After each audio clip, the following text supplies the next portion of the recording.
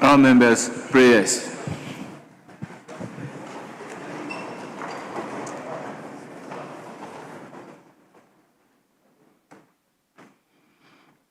Almighty God, we humbly beseech thee to look with favor on this Parliament of the Republic of Ghana.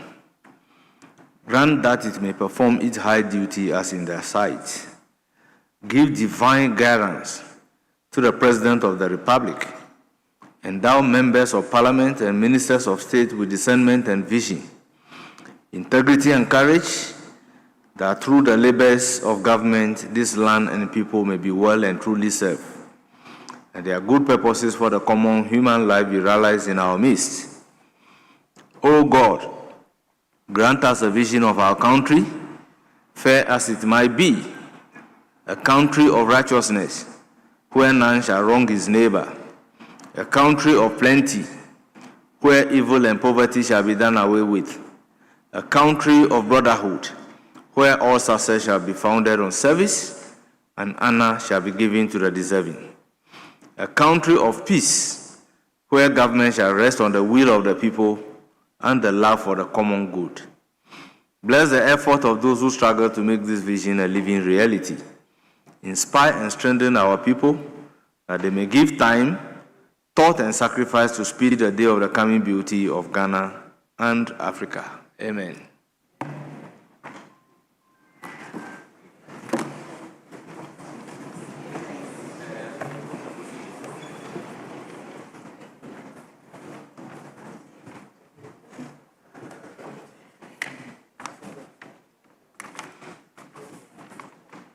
Honourable members, let's turn to item numbered 5, vote and proceedings of Tuesday, 17th February 2026. For correction, page 1, page 2, page 3, page 4, page 5, page 6, page 7, page 8, page 9, page 10, page 11, page 12, page 13, page 14, and 15. Honourable members, in the absence of any corrections, the votes and proceedings of Tuesday, 17th February 2026 is hereby adopted as the true record of proceedings. We have 2 official reports. Official reports of 10th and 11th February 2026. Let's first correct the official report of 10th February 2026. Honourable members, any correction? Yes, Honourable Frank Afriye. Speaker, thank you for the opportunity. Speaker, may I invite you to column 26, the first paragraph, line 2. The description offered the Minister for Food and Agriculture here, I think the title, Doctor, should be deleted. Dr. Eric Opoku. Thank you. Why are you asking the doctor to be deleted? Speaker, we respect, the House recognizes merit, and then I'm not sure the Minister has informed the clerks at table that he has done his PhD. But you are not the clerk at table. How will you know whether the Minister has informed or not? Indeed, Speaker, if you walk with me to the paragraph before, it's been described as some of the places as Mr. and that one as Doctor, so for internal coherence. Table office, be consistent. Thank you. Yes, any further correction? All members, in the absence of any correction, The official reports of 10 February 2026 is adopted as the true record of proceedings. Now let's turn to official report of 11 February 2026. Yes, Honorable Frank Afriye. Speaker, just a harmless one. Column 11, the very last paragraph. The description offered the respected member for Tolong here, I think, should be corrected. Deputy Minority Chief Whip is rather the first Deputy Minority Whip. Thank you.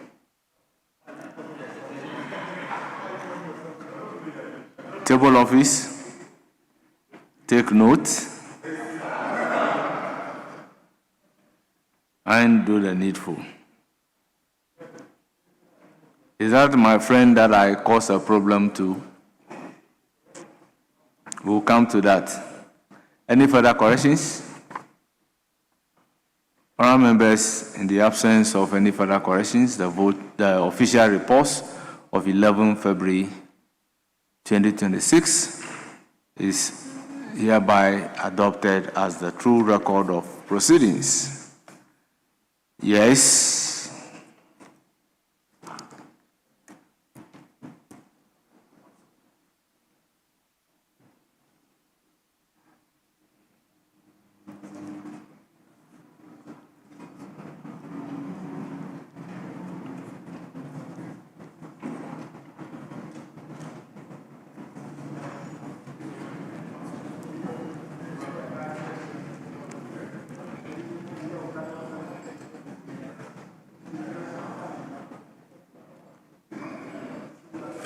Majority Leader, Azeplema Agbomama Vielpam.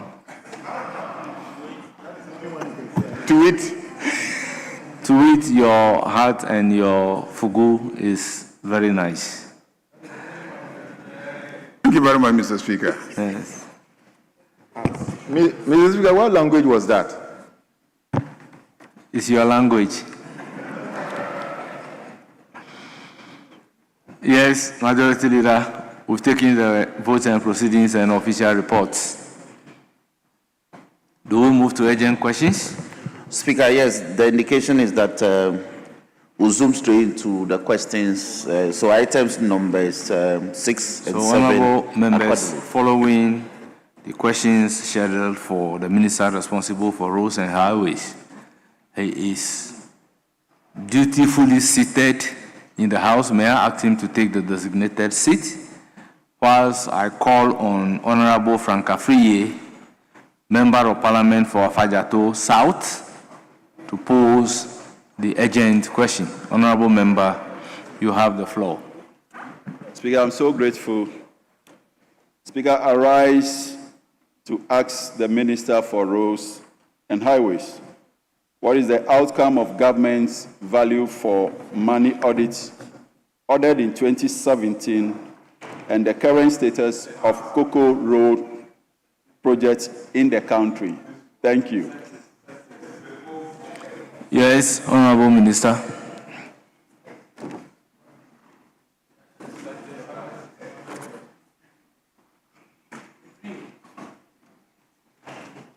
Mr. Speaker, the Cocoa Road Improvement Project, CRIP, was launched in 2014 to provide improved road access in cocoa growing communities to help farmers move their produce more easily, also to reduce smuggling, lower transport costs, and connect rural communities to schools, health facilities, and markets.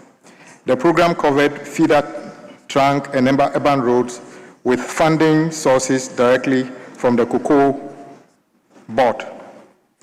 Over time, there were significant challenges in the implementation of the program, with the result that most of all projects under the program from 2014 to 2015 and 2019 onward had gone beyond their contracted deadlines, with many contractors having abandoned sites and deterioration of some of these uncompleted road projects.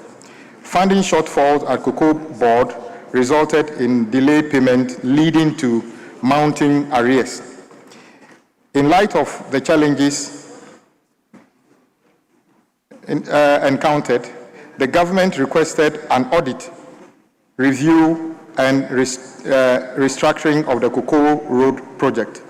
An interim report was subsequently issued. The impact of the 2017 suspension. The suspension of the Cocoa Road project in 2017 resulted in significant negative consequences economically, socially, and for every farmer. The program was intended to, what the program was intended to do was not achieved. Mr. Speaker, amongst the negative effects of the suspension of the program include severe disruption to construction activities, deterioration of road infrastructure, disruption of cocoa value chain and farmer livelihood, economic and social strains and economic and social strains on communities, loss of contractor confidence and higher future costs. This has translated into higher bid prices, tightening competitiveness and greater fiscal cost in subsequent award rounds. Conclusion. Given the challenges, government has taken a strategic policy decision to cede responsibility for all ongoing Cocoa Road project from Cocoa Board to the Ministry of Road and Highways and the agencies, especially highways and feeder roads. Discussions are ongoing to conclude the process.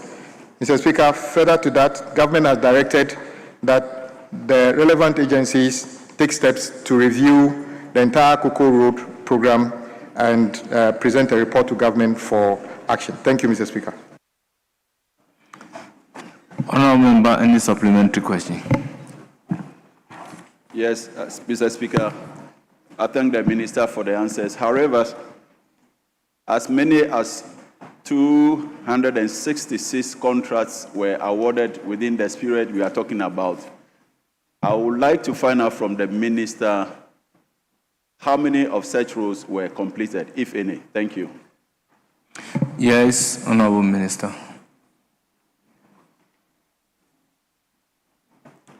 Mr. Speaker, according to the record, the bulk of the Cocoa Road projects were never completed, simply because many of them were at different stages of completion when the policy decision was made to suspend all Cocoa Road projects for investigation. And unfortunately, by the time the investigation was concluded, many of those projects further deteriorated, leading to all the negative impact I listed below. So I don't have the exact number of those which were completed. The majority of them were never completed fully, leading to the problem we have currently.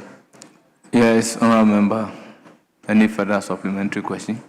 Speaker, just to thank the Minister and to seek clarity, to the extent that I'm aware, he says that some of these roles have been... Supplementary question. Yes, that's what I'm developing, Speaker, with respect. I would like to find out how many of those roles have been reprofiled under the Big Push, the government program for Big Push. Thank you. Yes, Honourable Minister. Mr. Speaker, since the Big Push is, the first phase is mainly focused on the trunk roads, many of the trunk road projects which were part of the original Cocoa Road project have been programmed. For instance, the section from Have to Hokwe through Jasikan, and then the one from Basa through Otidamanko are all part of Cocoa Road Big Push project now, and contractors are on site for completion. The other ones that I don't have all the full details. Thank you, Mr. Speaker. Yes, Member, your last supplementary question, if any. Speaker, I have none except to thank the Minister and the government for the spirit of continuity. Thank you so much. Yes, Honourable Richard Achampong. Mr. Speaker, thank you very much for the opportunity. I would like to ask the Minister, a double chrome to Nkrankwanta, which is 21 kilometers, Kwasari chrome to Atankuna, another 20 kilometers, were part of the Cocoa Road which were abandoned by the previous administration. Earthwork were done, excavation and all that, but they abandoned the project and all of that deteriorated. What is your question? So the question is, do you have any program to make sure that Double Crop to Nkrankwanta Road is fixed and Kwasare to Atankranto is fixed? Honorable member, kindly ask a specific question. Mr. Speaker, my question is simple. Those roads were part of the cocoa roads contract that were awarded and they were abandoned. The So I question want to find out from the minister. The question on the floor is to ask the Minister for Roads and Highways, what is the outcome of government's value for money audit ordered in 2017 and the current status of cocoa projects in the country?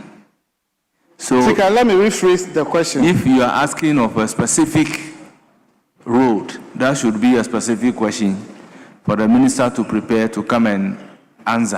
Mr. Speaker, Double Crop to Nkrankwanta contract feeds into the cocoa roads project. It was part of the abandoned project. So we need to get to know the status of it and the program for that road. Well, if you are asking of the status and the program for that road, Minister, you may answer. Mr. Speaker, indeed, as we are all aware, all the liabilities on the awarded projects have been transferred to Ministry of Roads and Highways. As has been reported, in 2023 and 2024 alone, almost 23 billion cedis worth of cocoa road projects were awarded. And what we are doing now is to gradually reprogram all those into one program of road intervention or the other. So the road he's mentioned is one of those that will be reprogrammed for completion. Thank you, Mr. Speaker. Yes. Any further question? Yes, Honorable Member, you have the floor. Thank you, Mr. Speaker. I want to know how much government spent so far in those abandoned road projects and what was the cost of the audit for auditing the abandoned cocoa roads. Yes, Honorable Minister. Mr. Speaker, I don't have the figure, but once upon a time, I was the one asking that question to the former Greek minister, Honorable Afriye, and he never gave the answer. So at the moment, I don't know how much it costs to do the audit, but all I know is that the entire cocoa road program has been so badly handled that I consider that as one of the bases of the problems Cocoa Board is having right now. From 2017, if you award in 2023 alone, 2023-24, 23 billion cedis worth of cocoa project, that is more than all the syndication you can ever get in a year. It means Cocoa Board lost focus. They were not concentrating on cocoa production. They were focused on procurement, and that is why President Mahama directed that no more Cocoa Board indulging in cocoa road, rather focus on cocoa production and marketing so that our farmers will get the best value for their labor. Thank you, Mr. Speaker. Thank you. Our members, let's move to question number 550, standing in the name of Dr. Grace Ayensu Dankwa, Member of Parliament for Esikado. Keep time. Thank you, Mr. Speaker. I rise to ask the Minister of Roads and Highway the immediate and long-term interventions being taken to rehabilitate the Kojo-Krom to Nkrofo Junction stretch of the Accra-Elibu Road.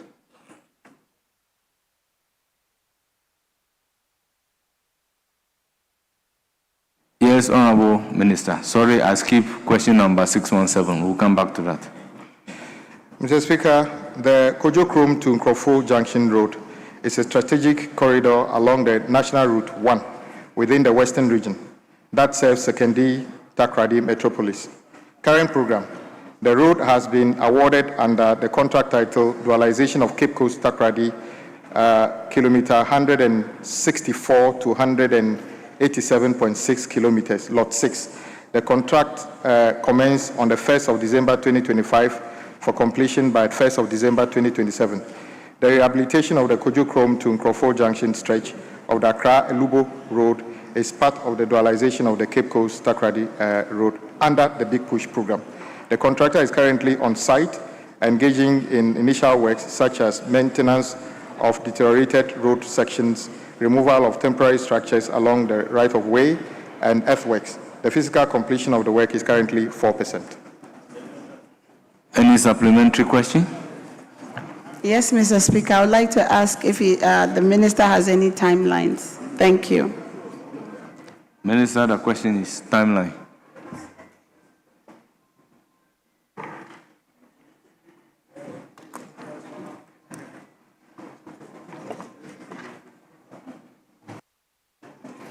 Mr. Speaker, in my answer, I said the projected completion date is the 1st of December 2027, and we have every reason to believe we will be completed, that project will be completed by then. Thank you, Mr. Speaker. Any further supplementary?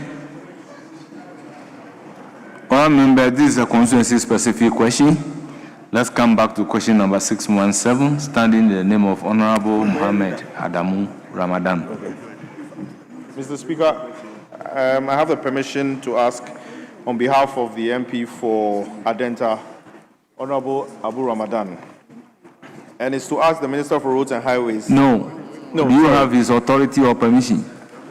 Authority. Very well. The standing order makes reference to authority.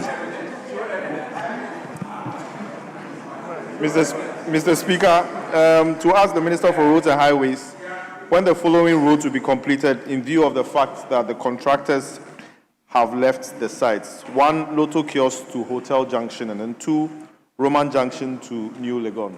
Thank you. Yes, Honorable Minister.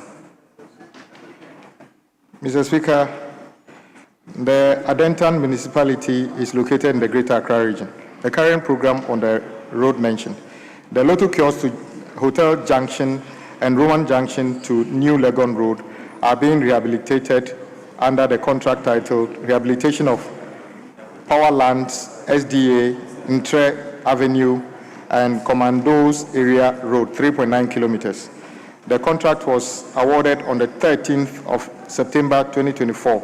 Works commenced on the 14th of October 2024 for completion by 13th of October 2026. The contractor has completed 6 kilometers of drainage works and 2.8 kilometers of roadways, rehabilitated the bituminous surfacing level. Physical progress is currently 48%. The contractor is currently not on site, and efforts are being made to get the contractor back to site to complete the outstanding work.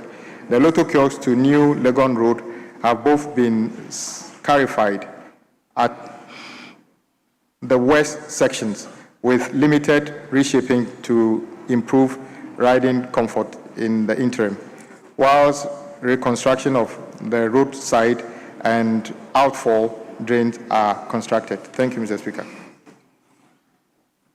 Yes, any supplementary question? No, Mr. Speaker. Thank you. Thank you very much. Now, let me give the floor to Honorable Alassane Umar, Member of Parliament for Zabzugu. Thank you, Mr. Speaker. I rise to ask the Minister for Roads and Highways when the abandoned bridge between Kuntumbili and Ogbunja will be re-awarded to a new contractor.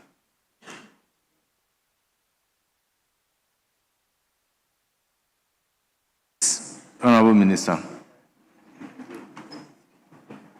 Mr. Speaker, the proposed bridge is located on the Zabzugu, Kunta, Biyili, Ogunja, Sanba feeder road at Chenage 13+100 in the Zabzugu district of the Northern Region. The road is an inter-district linking road linking Zabzugu enclave to Tatali district. Current program, the road has been awarded under the contract titled rehabilitation of Zabzugu, Kutenbiyele, Kupalgu Junction, and Sangba feeder roads to be executed within 3 phases. Phase 3 of the contract spanning chainage 13 to 25 plus 800, and within which the proposed bridge falls, has subsequently been rescoped to accommodate the construction of the structure along the project road. The hydraulic designs and cost estimate for the proposed crossing have been completed for works to commence. Thank you, Mr. Speaker. Yes, honourable member, any supplementary question? Thank you. Honourable member, this is also a constituency-specific question. Let's move to question number 565, standing in the name of Akwesi Konedo, Member of Parliament for Menchia North. Thank you very much, Right Honourable Speaker. Mr. Speaker, I rise to ask the Minister for Roads and Highways when construction works will be resumed on the following roads: Brookroom Junction to Abasi, Dotte Inner Town roads, and Biasi New Site roads. Thank you, Mr. Speaker. Honourable Minister, your answer, but we've skipped 3634. We'll come back to it. Mr. Speaker, these roads are in Menchia North in the Ashanti region. Current program: the Department of Urban Road awarded the contract titled Rehabilitation of Selected Roads in Menchia North, 7.7 kilometers in Kumasi, to rehabilitate some roads, including the 1.2 kilometer Brookroom Junction to Abasi Road within Menchia North. The project commenced on the 15th of November 2024 for completion by 14th of November 2026. The contractor has currently constructed a total of 1.59 kilometers of U-drains within the Brookroom area, and yet to commence works at Dotte. The contractor vacated site but is currently back on site. Works are ongoing. With regards to Duase New Site Road, there is currently no program on this. Engineering studies and cost estimate for the 6.8 kilometers of road within Duase have been prepared for consideration subject to availability of funds. Thank you, Mr. Speaker. Honourable member, any supplementary question? Yes, Mr. Speaker. Mr. Speaker, let me thank the Road Minister, yes, indeed, for Brookroom. Construction work has begun about 2 weeks ago. But however, for Drias, you said there is no current program on the road, although engineering works and cost has been done. And looking at the current road programs that we do have, all being put under the big push, that enclave forms part of the total Prempeh the First International Airport area. And looking at how Honourable member, your supplementary question. Can the Drias new roads, can the Drias town roads be included under that, looking at the proximity and the importance of that road towards the Prempeh the First International Airport? Yes, Honourable Minister, can the Bibiani town roads be included? Mr. Speaker, government takes comprehensive view at all the road network, especially around Kumasi, especially in and around the airport. And efforts are being made to reconfigure the entire road network from the airport through Swami interchange all the way to link the abandoned roads that we find. So in about a month, the comprehensive study will be completed. Some of the projects are ongoing, including resumption of work at the Swami interchange. As I said in the past, the contractor was off-site partly because the loan agreement for which the road was, the interchange was supposed to be built didn't come through. This House approved a loan of $750 million under the Afri-Exim, and then allocated a certain amount to start the Chairmanfo Bridge. But because the Swami interchange project had already started, we stopped the bridge in Chairmanfo and sent the part of that proceed to Swami interchange. Unfortunately, Mr. Speaker, it was still not enough to complete the project. And then further to that, the contractor's certificate of $23 million was also outstanding. The finance minister has processed that. Is in the process of paying that. Once that is paid, the contractor will be back fully on site to complete the scope that is within the big push, which is what the project is currently to be completed. And all these related roads are going to be considered in the second phase of the work we are doing currently. Any further supplementary?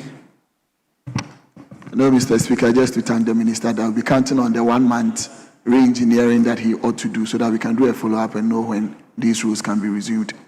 Thank you. Thank you very much, Honourable Member. We move to question numbered 634, standing in the name of Honourable Kofi Ako-Noko.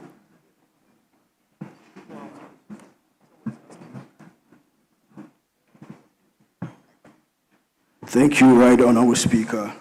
Right Honourable Speaker, I rise to ask the Minister for Roads and Highways when the Jura also to Jura Maham Bridge over the river Ankobra, linking the Evaluate in the Nzema area in the south to the Jura and Wassa North will be constructed. Yes, Honourable Minister.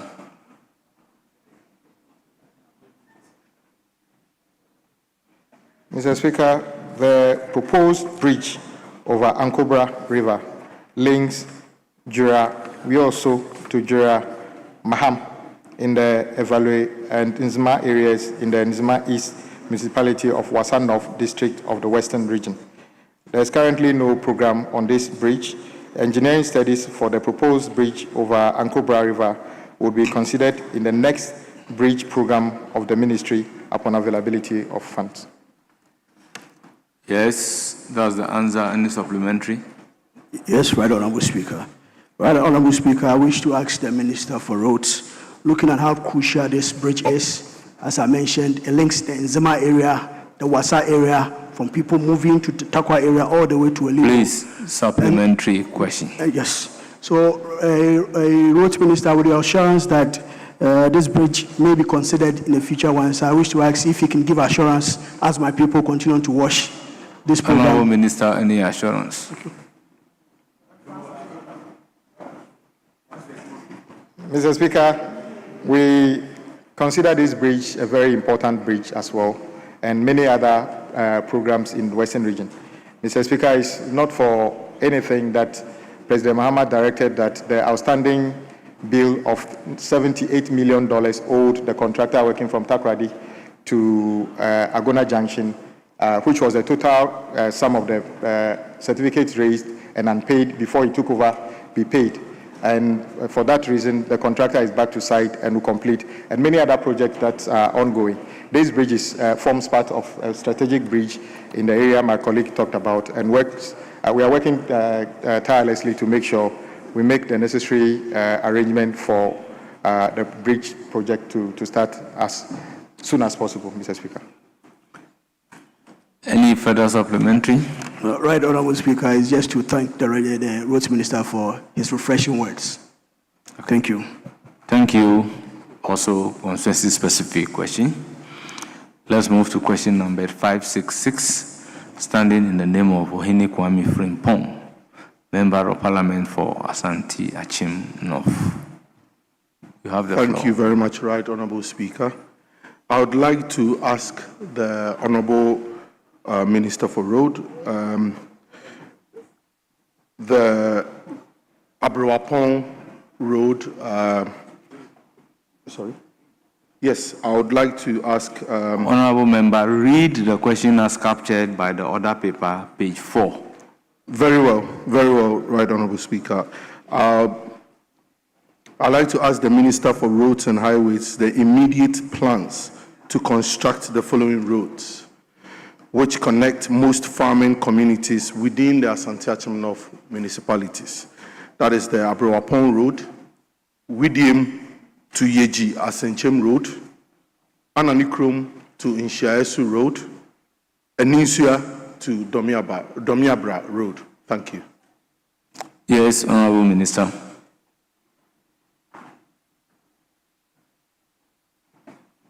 Mr. Speaker, all the roads mentioned by my colleague are within the Asante Achim North municipality and the district capital being Agogo. And then the link, it's a link to communities in Eastern region. Mr. Speaker, with the first one, Abriwa Pong Road, it is a 15-kilometer engineered road in poor surface condition. Currently, there are no planned activities on this road. Future program is engineering design studies and cost estimate will be carried out on the road for consideration upon availability of funds. The second one being 3DM to Yeji, Asichem Road, is also within the Asante Achim North municipality. Currently, no programmed activities. Similarly, engineering design studies will be, and cost estimate will be carried out shortly. And then the third one being Anani Chrome to Nshai Soap Road, also in the same district. Currently, no program on this road. Similarly, engineering design studies and cost estimate will be carried out on the road for consideration upon availability of funds. Aniswa to Domiabra Road. Mr. Speaker, also no activity on it, and engineering design studies will be carried out, and the project will be carried out with availability of funds. Yes, any supplementary question?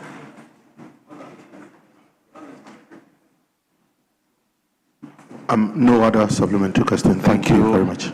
This is also constituency specific. We move to question numbered 579. Standing in the name of Bright Asamoah Brefo. Bibiani Amianso Bakwai. Thank you, Right Honorable Speaker, for giving me this opportunity. I rise to ask the Minister for Roads and Highways the plans the ministry has for the construction of the 3.5-kilometer Bibiani bypass, which starts from Mill Junction and ends at Motor Junction. Yes, Honorable Minister.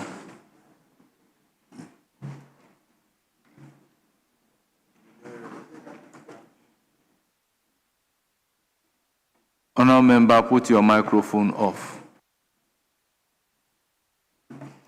Mr. Speaker, there's currently no program on the road mentioned by my colleague, but the plan is for engineering studies and cost estimates to be prepared for the construction of the bypass to reduce congestion on the main road for consideration subject to availability of funds. Any supplementary question? Right, Honorable Speaker, this bypass is needed for the sole reason of easing traffic congestion. Remember, the supplementary question is not about whether it is needed or not needed. Yes, ask I supplementary just want to question. ask the minister whether he can, because he's saying that there's no funds, if he can replace it with traffic lights. I think it will serve the same purpose. I intend not to allow the Honorable Minister to ask that question. Do you have any further supplementary question?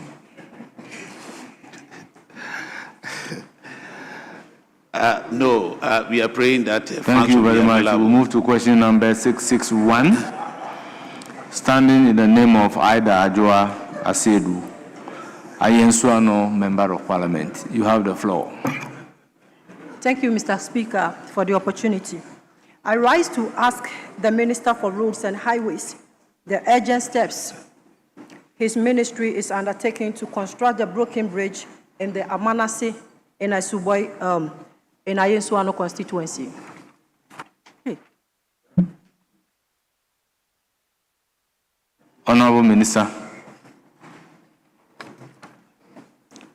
Mr. Speaker, the broken culvert connects the inhabitants of Akorabo, Amanase, and its environs to the Amanase market. It is located in the Ayenswano district of the Eastern region. Currently, there are no programs scheduled for this road. Future program is an engineering studies and cost estimate have been carried out for a proposed structure subject to the availability of funds. Yes, Honorable Minister, any supplementary question? Thank you, Mr. Speaker. For now, I have no any supplementary question. Thank you very much. Question number 581, standing in the name of Francis Asensu Boachi, Member of Parliament for Bantaman. Thank you, Mr. Speaker. Mr. Speaker, I come under Order 92 and seek your leave to step down that question because the Member of Parliament explains that time lapse has improved on the conditions of that trip. Very well. Thank you. Question accordingly withdrawn by the leave of the Speaker and the leave of the House. We then move to question number 582, standing in the name of Kwame Anyimedu Entry, Member of Parliament for Ashanti Akim Central. Thank you, Mr. Speaker. Mr. Speaker, I come under Order 88.3 to ask your permission to ask the question on behalf of the Member of Parliament for Asante Achim Central. I have his authority to ask the question. I'm ready to grant leave, but not permission. Thank you, Mr. Speaker. I accordingly seek your leave. Very well. Thank you. Mr. Speaker, I would like to ask the Minister for Road and Highways when the trenches beside the main road at Konongo to Kumasi Road would be covered to guarantee safety of passengers. Thank you, Mr. Speaker. Honorable Minister.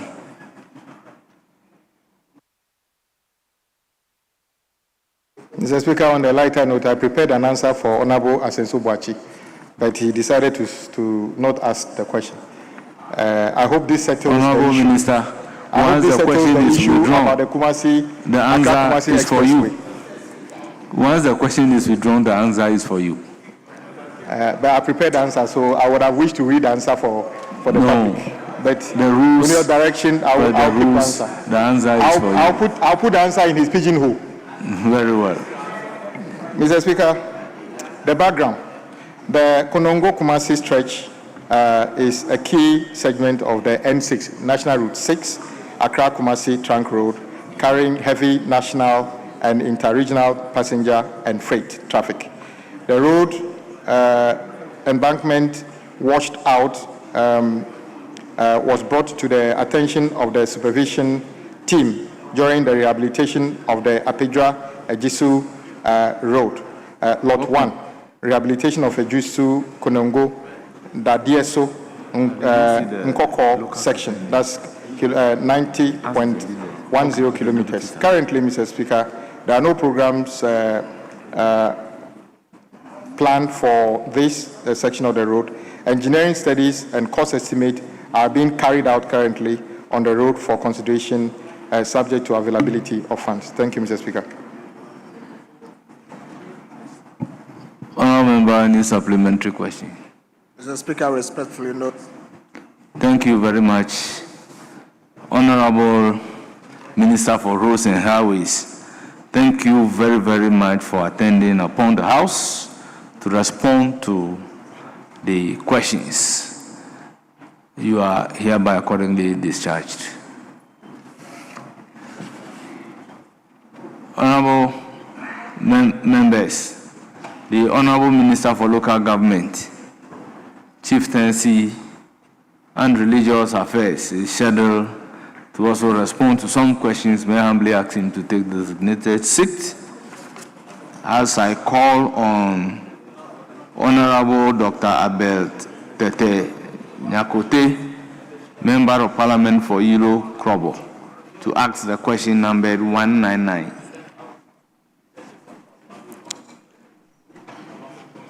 The Honourable Member is not in. I will therefore call on the Minister to call on the clerks to transmit the answer as published in the answer to him. We move to question number 313, standing in the name of Professor Kinsley Nyako, Member of Parliament for Kwadaso. Honourable Member, you have the floor. Honourable Yarega, good afternoon. Mr. Speaker, I would like to ask the Minister for Local Government, Chieftaincy and Religious Affairs, the total number of churches in the country and the number of them that are registered. Thank you. Yes, Honourable Minister.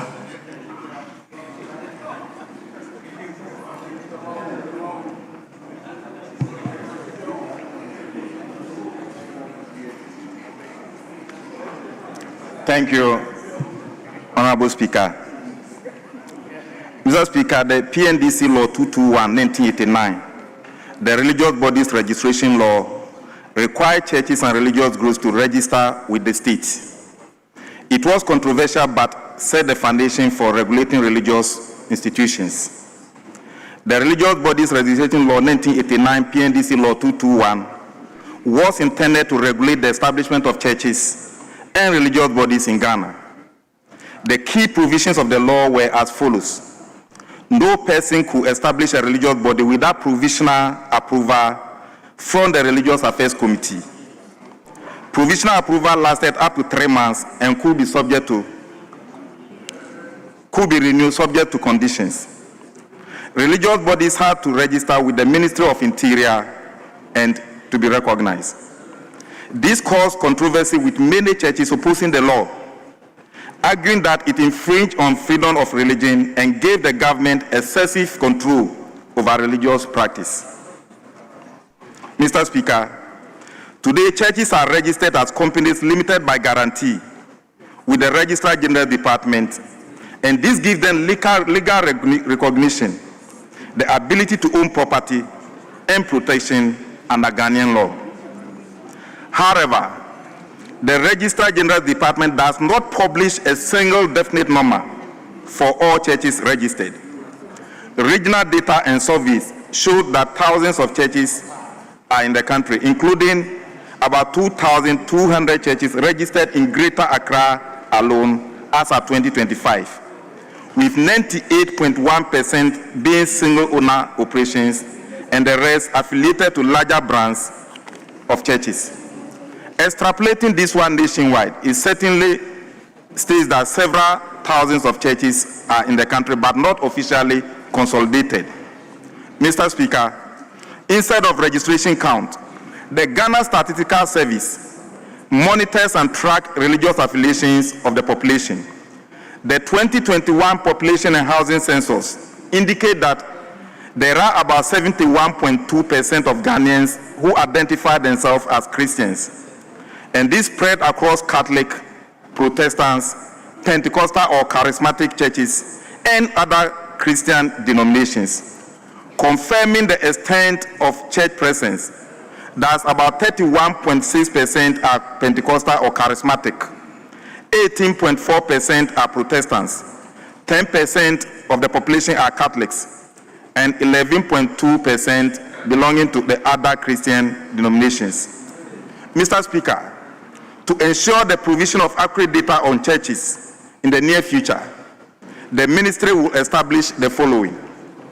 1, a formal collaboration with the Registrar General Department and the Office of the Attorney General and the Ministry of Justice to create a data sharing agreement with the Registrar General Department for assessing records of churches registered as companies limited by guarantee.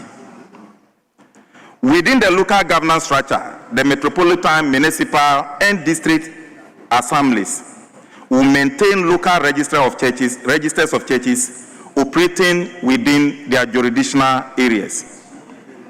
And finally, we will consider the development of a digital registry system that will serve as a centralized platform for churches to update their operational status.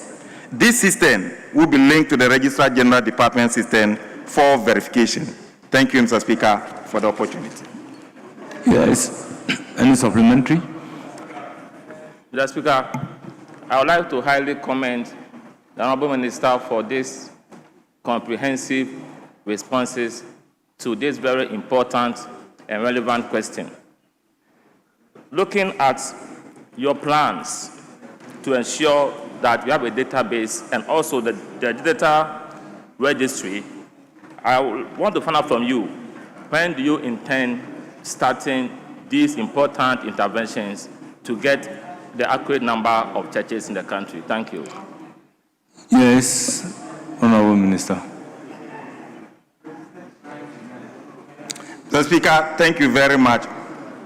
Mr. Speaker, as I stated, earlier when the PNDC law was enacted, it was controversial because religious bodies felt that there was going to be government interference in them. But now looking at this question, it has become important that we are able to identify and know the number of churches in the country. And looking at where the question is coming from, it tells us that the collective wisdom of this People's Representative August House is that we must and we should know the number of churches that we have in the country. That being the case, Mr. Speaker, I will have to engage on three things. The Interior Ministry has a role to play, and the Attorney General has a role to play. In that regard, if I stand here today and say by June, it is not that I'm going to consult with colleague ministers. Their availability is also part of the question. So I'll plead with my honorable colleague that fine, it's better we begin this year, but to give a definite date that by June or by October we will be concluding with this. Digital registry system involves cost, and therefore it needs proper planning and collaboration. Thank you for the opportunity. Yes. Any further supplementary question? Mr. Speaker, I want to thank him for the answers, and I'm done. Waiting for the one on the mosque. Thank you. Yes, Honorable Vincent Akwa Asafwa. Thank you very much, Right Honorable Speaker. Mr. Speaker, I want to commend the Minister for Local Government for embracing digitalization. And in instances like this, one of the challenges that you are going to face is the issue of compliance. Compliance. How are you going to enforce compliance with respect to the churches in terms of the registration on the digital system? Compliance is going to be an issue. How are you going to enforce compliance? Thank you.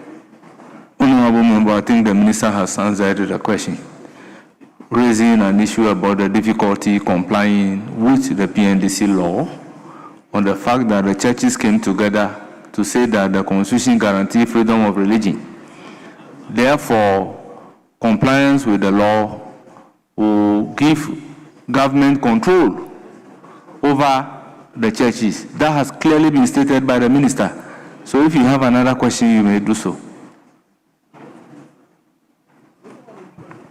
Thank you very much, Mr. Speaker, for the guidance. But I was very specific. I was very specific in the sense that in terms of digital registration, there is going to be an issue with respect to compliance. I am not talking about compliance in generality. As part of his third strategy, he said that he is going to ensure that the churches are going to register by way of digital registration. And then I'm asking him a specific question. When it comes to the digital registration... Once you are asking a specific question, file a specific question. It is flowing from his answer. Honourable members, the question is very clear. Yes. Thank you, Mr. Speaker. I'd like to ask of the Minister for Local Governance if it is not possible to help us establish the numbers, if it is not possible to engage the municipal district assemblies to conduct a manual check on these figures. Thank you very much. Right, Honourable Minister, I think this is a suggestion for you that you should contact the MMDCs to help with the registration of the numbers. Mr. Speaker, I think you cannot just flatly say a suggestion. We want the assurance of the minister to tell us if it is possible or not. So, Minister, come and tell us whether it is possible or not possible.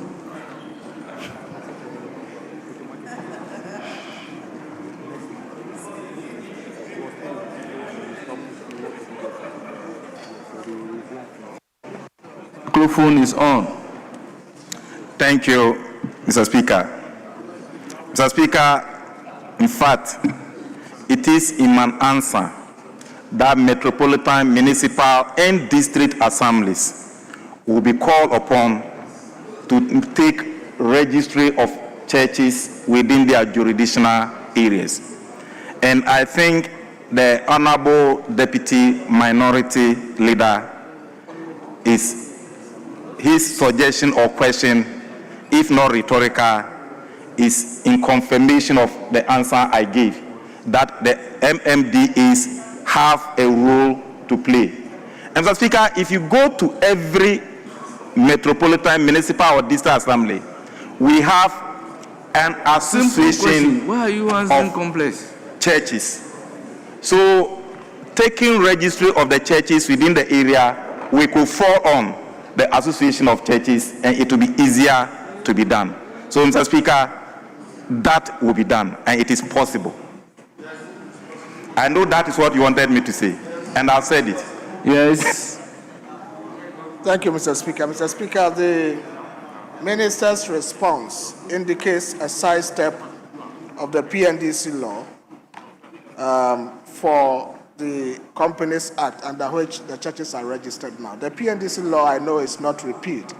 Does it mean that the churches are in violation? Does it mean the churches are in violation of this PNDC law? And what are the sanctions? One member will disallow the question trying to convert the minister into a judge. Ask another question. Mr. Speaker, I don't have any other questions. Very well. Let's move to question number 675, standing in the name of Dr. Zaneto Ajiman Rollins. Yes. Mr. Speaker, I have a permission to ask the question on her behalf. I'm not supposed to grant permission. I have the authority. Very well. If you have the authority, go ahead and ask the question. Thank you, Mr. Speaker. Mr. Speaker, I want to ask the Minister for Local Government, Chieftaincy and Religious Affairs when the Novotel market will be rebuilt. Yes, Honorable Minister.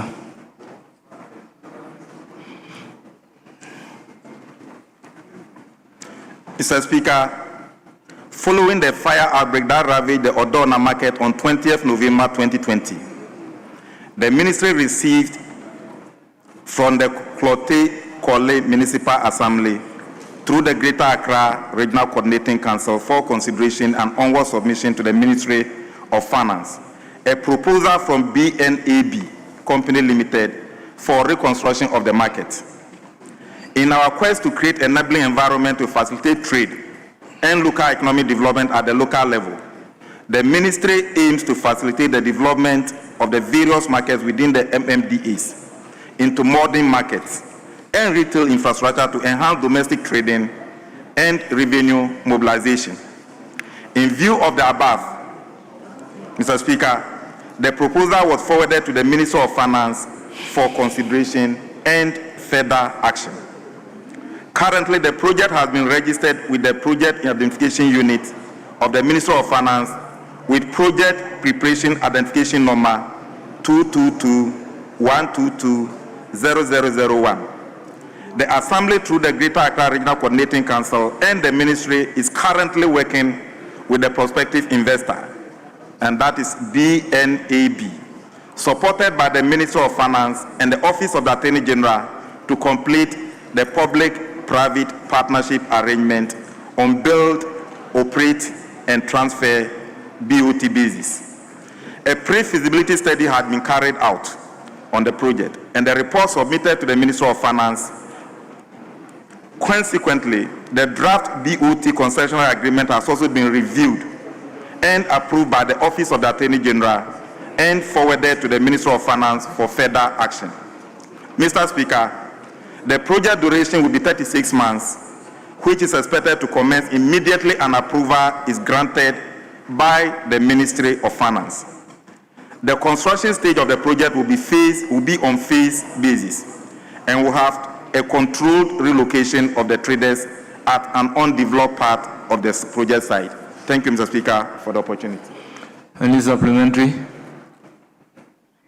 Mr. Speaker, I think he has satisfied all questions that I will ask again. Thank you. Thank you. Let's move to question number 6364. Standing in the name of Kwame Apia Kodia Fantiakwano.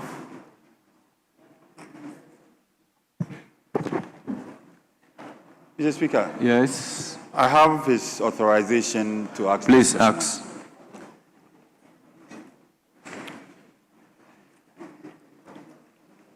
So, to action the Minister for Local Government, Chieftaincy and Religious Affairs, the measures implemented for the final completion of the Begro Central Market. Yes. Thank you, Mr. Speaker. Honorable Minister.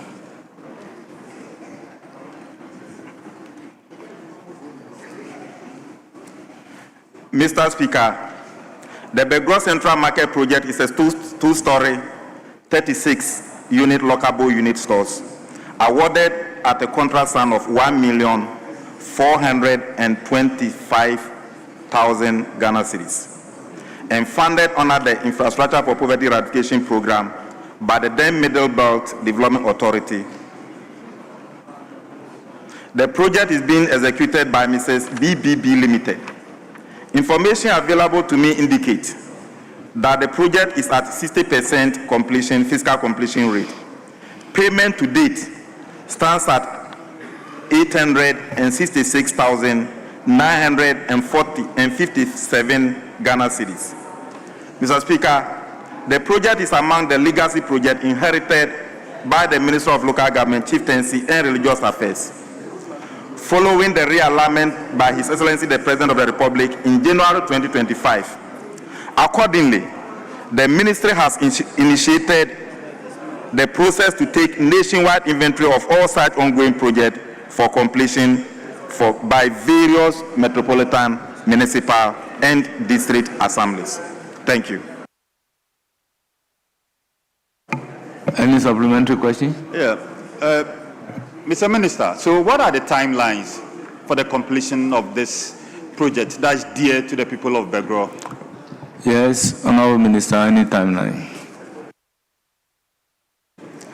Mr. Speaker, we have about 2,833 of such uncompleted projects. And therefore, once I said the assemblies will have to embark upon the legacy project. And that is why in the approval of the formula, we said 20% of the DECF should be allocated for legacy project. So I may not be able to give a definite timeline on behalf of the assembly, but I think they will prioritize among the legacy projects within their jurisdictional areas and prioritize how best they can complete them. That is it. But Mr. Speaker, there is no budget in the ministry's budget. Yes, any supplementary question? I'm grateful. I remember this is constituency specific, but before we move on to another question, let me crave your indulgence to announce the presence of our student visitors and other visitors in our midst. We have Pung Okpokli Youth Association led by Joshua Tete, Vice Chairman. They are from Pung Kantamanso, the number 16. We also have Keys Vision Academy, led by Samuel Opong, Primary Head of Department. They are from Trobu constituency, the number 62. Then we have Family Care School, led by Bosun Sena, NCC Director. They are from Efutu, the number 50. We also have Unipra South, also led by Bosun Sena, They also, from Futu, they also numbered 50. Then we have Crystal Gates International School, led by Mr. N.S. Apreku, Principal Academics. They are from Adentan constituency, they numbered 66. Then we have in our midst Christine Akwete, Winifred King, Philomena Nana Ousu, Stephanie Amu, Gloria Amu. They are Ghanaian residents in Belgium, Brussels, and they are here on a visit to Parliament of Ghana.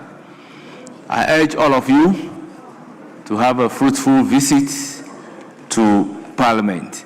We then move to question number 365, standing in the name of Maswal Kwame Lukuto, Member of Parliament for South Tong. Thank you, Mr. Speaker. I rise to ask the Minister for Local Government, Chieftaincy and Religious Affairs the plans of the ministry to upgrade the assemblies which were conferred with municipal and metropolitan status in 2024, and when the legislative instrument will be passed for the assemblies to be inaugurated. Thank you, Mr. Speaker. Yes, Honorable Minister.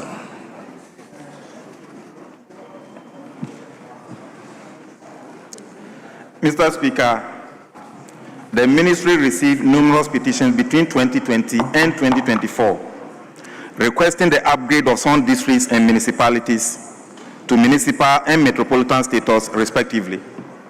Following extensive consultation and technical assessment, executive approval was granted by the former president in December 2024, which was widely published. But this could not be laid in Parliament due to transitional processes and other administrative issues. Following the 2024 presidential and parliamentary elections, thus the legislative instrument LIs to complete the process of upgrading these districts and municipalities as per Section 3.1 of the Local Governance Act 2016, Act 936, could not be laid in Parliament for consideration and passage. Mr. Speaker, as part of effort to assess districts to ascertain their feasibility of being upgraded as pledged in the Resetting Ghana Agenda Manifesto of the NDC government, I have constituted a committee to conduct assessment of all the previous districts and municipalities, as well as those captured in our manifesto, and to make appropriate recommendation for consideration and approval in line with the 1992 Constitution and Act 936. I wish to inform this August House that the committee started its work in December 2025, and I'm reliably informed that the report will be submitted to me by end of this month for consideration and further action in consonance with laid down procedures. Thank you, Mr. Speaker. Honourable Member, any supplementary question? No further questions, Mr. Speaker. Thank you, Mr. Minister. Very well. We move to question number 395, standing in the name of Daniel Dang Mahama, Member of Parliament for Talensi. You have the floor. Mr. Speaker, thank you. I rise under Order 88-3 with permission from the author. I don't grant permission. Seeking your leave. Authority. I have the authority. Honourable Member, are you sure you have the authority of the member to ask the question on his behalf? Yes, sir. Speaker. Do you have authority or permission? I have authority. Very well. Go ahead. Mr. Speaker, I rise to ask the Minister for Local Government, Chieftaincy and Religious Affairs when the Upper East region will receive the Toyota Hilux that were distributed to the other regions in 2024. Yes, Honourable Minister.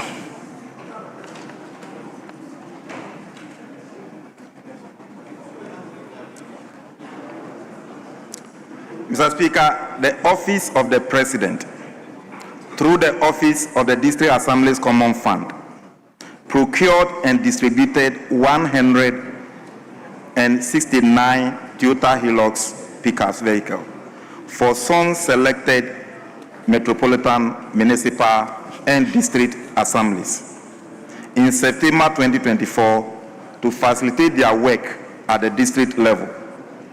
Upon my assumption of office, I requested the DECF to furnish me with a document on all the unregistered vehicles distributed to enable me to ascertain the beneficiary MMDAs and those outstanding. I'm yet to understand the criteria and the idea behind the selection of the beneficiary regions or districts around that period. But it is established that among the outstanding MMDAs are those in Volta region, Upper East region, Central region, and Western regions. Additionally, 24 out of the 29 MMDAs in the Greater Accra region also did not benefit. Mr. Speaker, currently, the ministry has received resolution from some affected MMDAs through their respective regional deans, including the Upper East region, on the subject matter. The ministry is considering the request in collaboration with the Office of the DECF and the Chief of Staff on the possible way forward. Thank you, Mr. Speaker, for the opportunity. Any supplementary question? No supplementary question, but to thank the minister for the answers. Our member, this constituency specific. Let's move to question number 526, standing in the name of Martin Ajay Mensah Kosa, Member of Parliament for Techiman South. Thank you, Honorable Speaker. Mr. Speaker, I rise to ask the Honorable Minister whether reports on drip machines being used at Galamsey sites within some assemblies has come to his notice, and what is being done to ensure accountability in the use of these equipment within the assemblies. Thank you. Yes, Honorable Minister.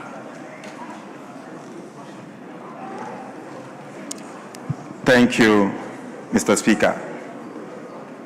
Mr. Speaker, as you may be aware, the Minister of Local Government, Chieftaincy and Religious Affairs was not involved in the procurement of the heavy-duty earth-moving equipment meant under the District Road Improvement Project, DRIP.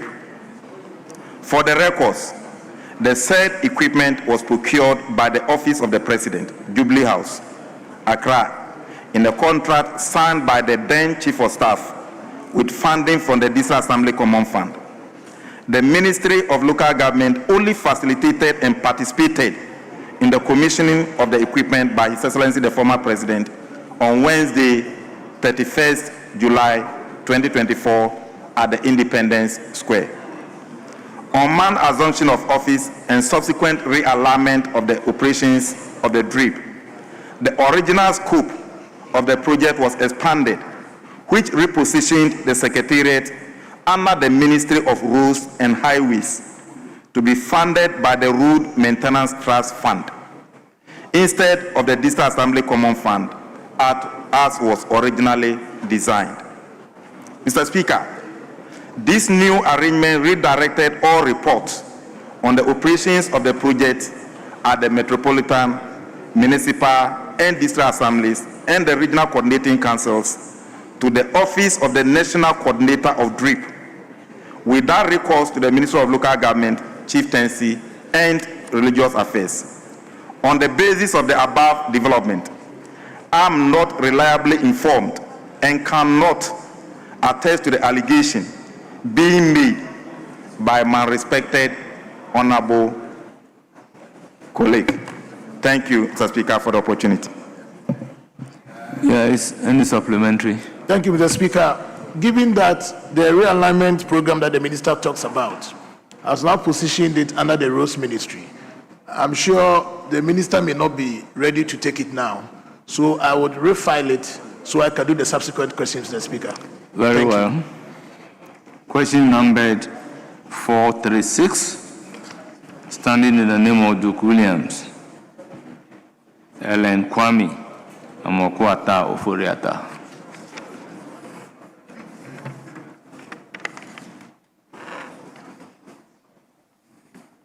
Thank you, Mr. Speaker.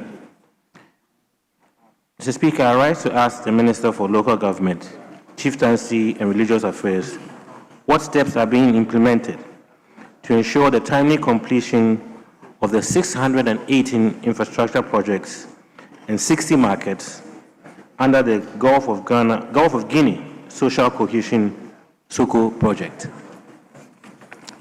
Yes, Honorable Minister.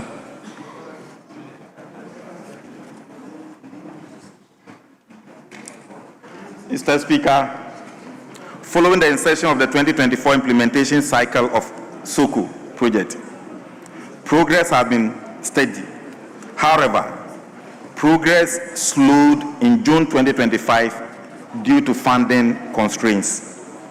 Despite these challenges, I'm pleased to report that 298 out of the 680 infrastructure projects and 28 out of the 60 markets facilitated have been completed.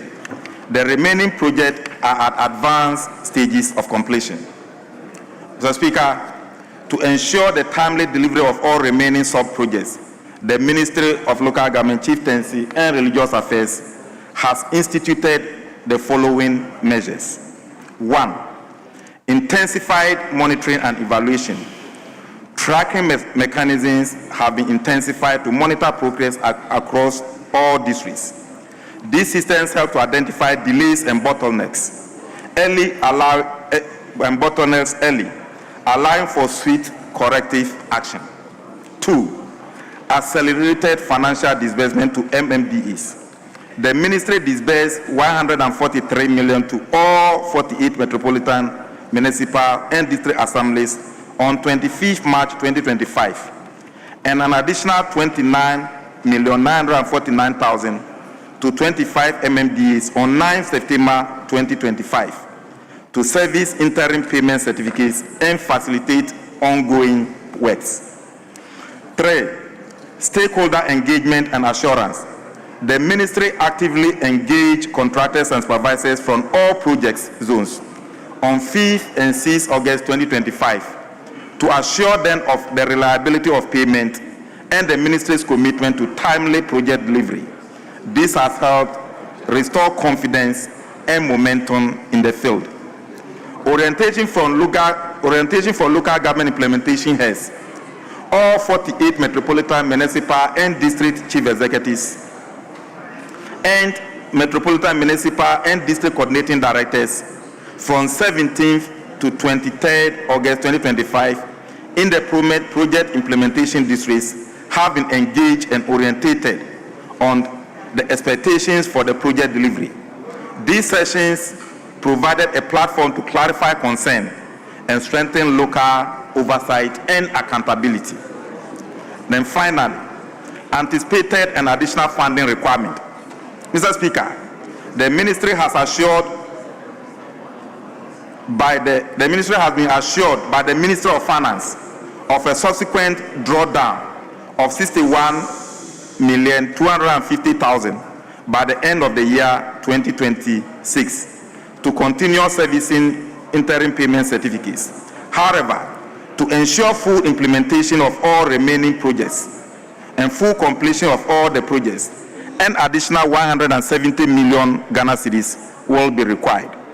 Right, Honorable Speaker, the ministry remains resolute in its commitment to delivering the SOCO projects in full, and we are working diligently with all stakeholders to ensure that the infrastructure and market facilities are completed to the standard on time through inclusive development across the northern regions. Thank you, Mr. Speaker, for the opportunity. Honourable Member, any supplementary question? Mr. Speaker, I ask the Minister, what timelines do we have for completion of this project since the 2026 budget captures the funding for the projects? Yes, Honourable Minister. Mr. Speaker, as I said, funding got slowed and progress also got slowed. But I've received assurance from the Minister for Finance that there will be timely delivery of the fund this year. So I hope that that assurance will be complied with. When that is done, the project will be completed on time. Without that, you know my challenges. Yes. Thank you, Mr. Speaker, and thank you, Mr. Minister. Members, let's move to question number 438. Yes. Respectfully, I have a supplementary question to Please ask. the answer that the minister just gave.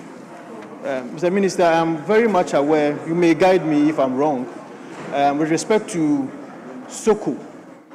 I believe that before contracts are awarded, as part of the requirements, you need to make sure that funding is available.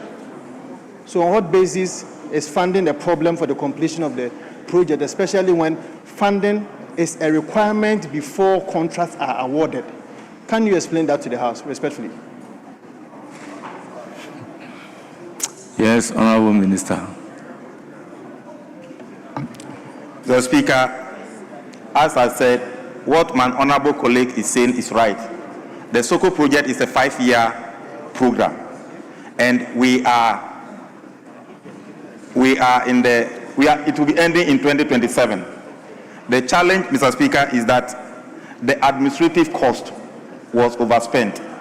What was meant to be spent in 5 years was almost exhausted in 3 years. And therefore, the World Bank came for us to do further discussions. And that is why I said we may need an additional funding, which I've received assurance from the Minister for Finance.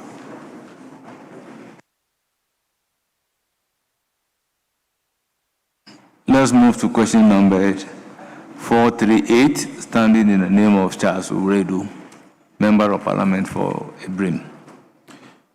Mr. Speaker, I rise to ask the Minister for Local Government, Chieftaincy and Religious Affairs to provide an update on the elevation of the Ibrim North District Assembly to a municipal status by President Nana Addo Dankwa Akufo-Addo on the 7th November 2024. Thank you. Yes, Honorable Minister.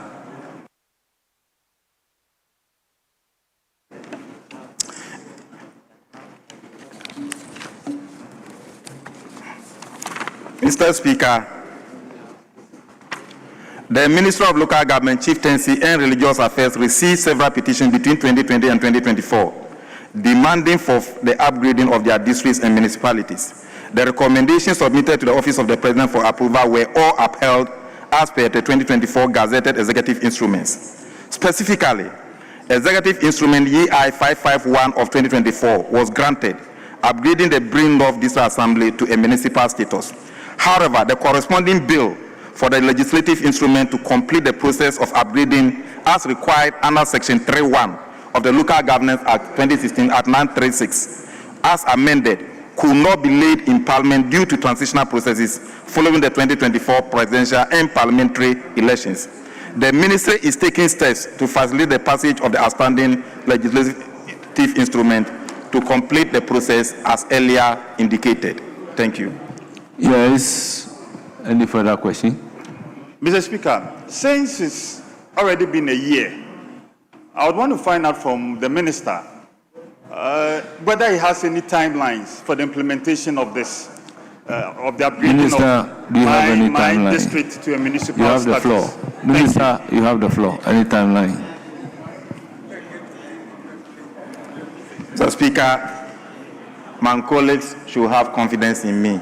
As I said, a committee has been constituted. We are finalizing all the process. I will receive the report so that we will bring the entirety of the thing before this House. It will be in your court for consideration and approval. Yes. Any further questions? Mr. Speaker, unfortunately, the issue of confidence doesn't come in here because the people of Ibrim North are eager. You know, this thing or this issue has been on the table since Honorable Member, I don't think you have so a supplementary please question. Give us a clear Kindly timeline. resume your seat. Honorable Minister, I thank you sincerely for attending upon the House to respond to your questions. You are accordingly discharged. Yes.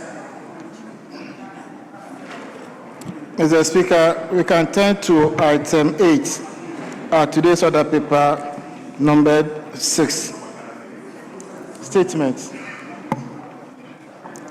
Honourable members, question time is ended. We move to item numbered 8 to take statement.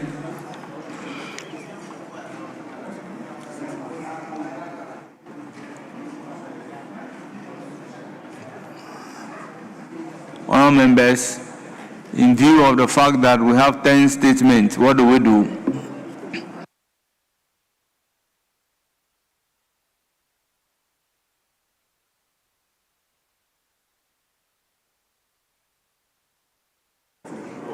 Mr. Speaker, we'll take the report from the Energy Committee, but the minister is not in, so we'll take up to D. So that when the minister comes, Taking in respect of the number of people who will be contributing to the statement.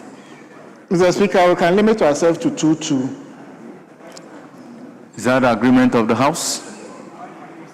Mr. Speaker, I thought the understanding was to continue with the legal aid. Yes. That was the understanding at the conclave, so Yes. I don't know why the whip is talking about. I understand what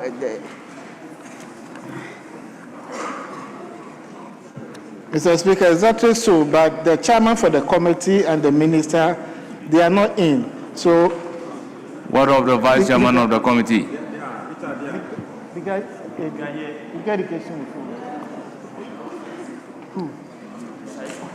Where shall we? But we'll take motion number 25. Honorable member, the chairman of the committee is in. Yes.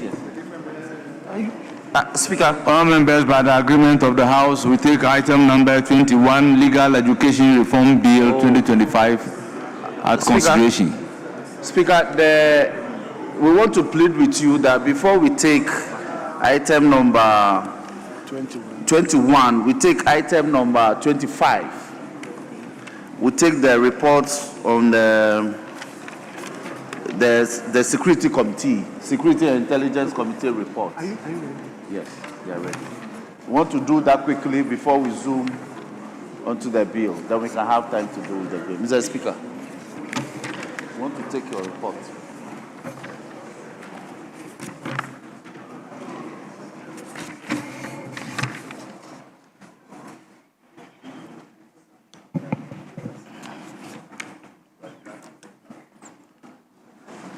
Well, item numbered 25.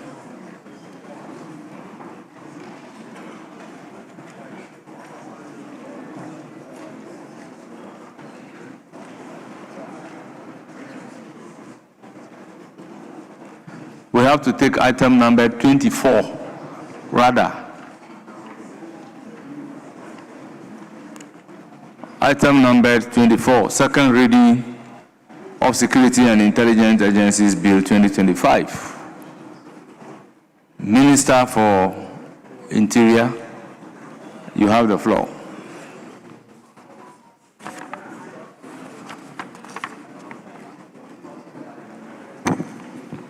Thank you, Mr. Speaker. Mr. Speaker, let me thank you sincerely for this opportunity to move the motion that the Security and Intelligence Agency Bill 2025 be now read a second time. Mr. Speaker, as you may know, we've had a number of security and intelligence bill or acts in our country that has run from 1996 all the way to today.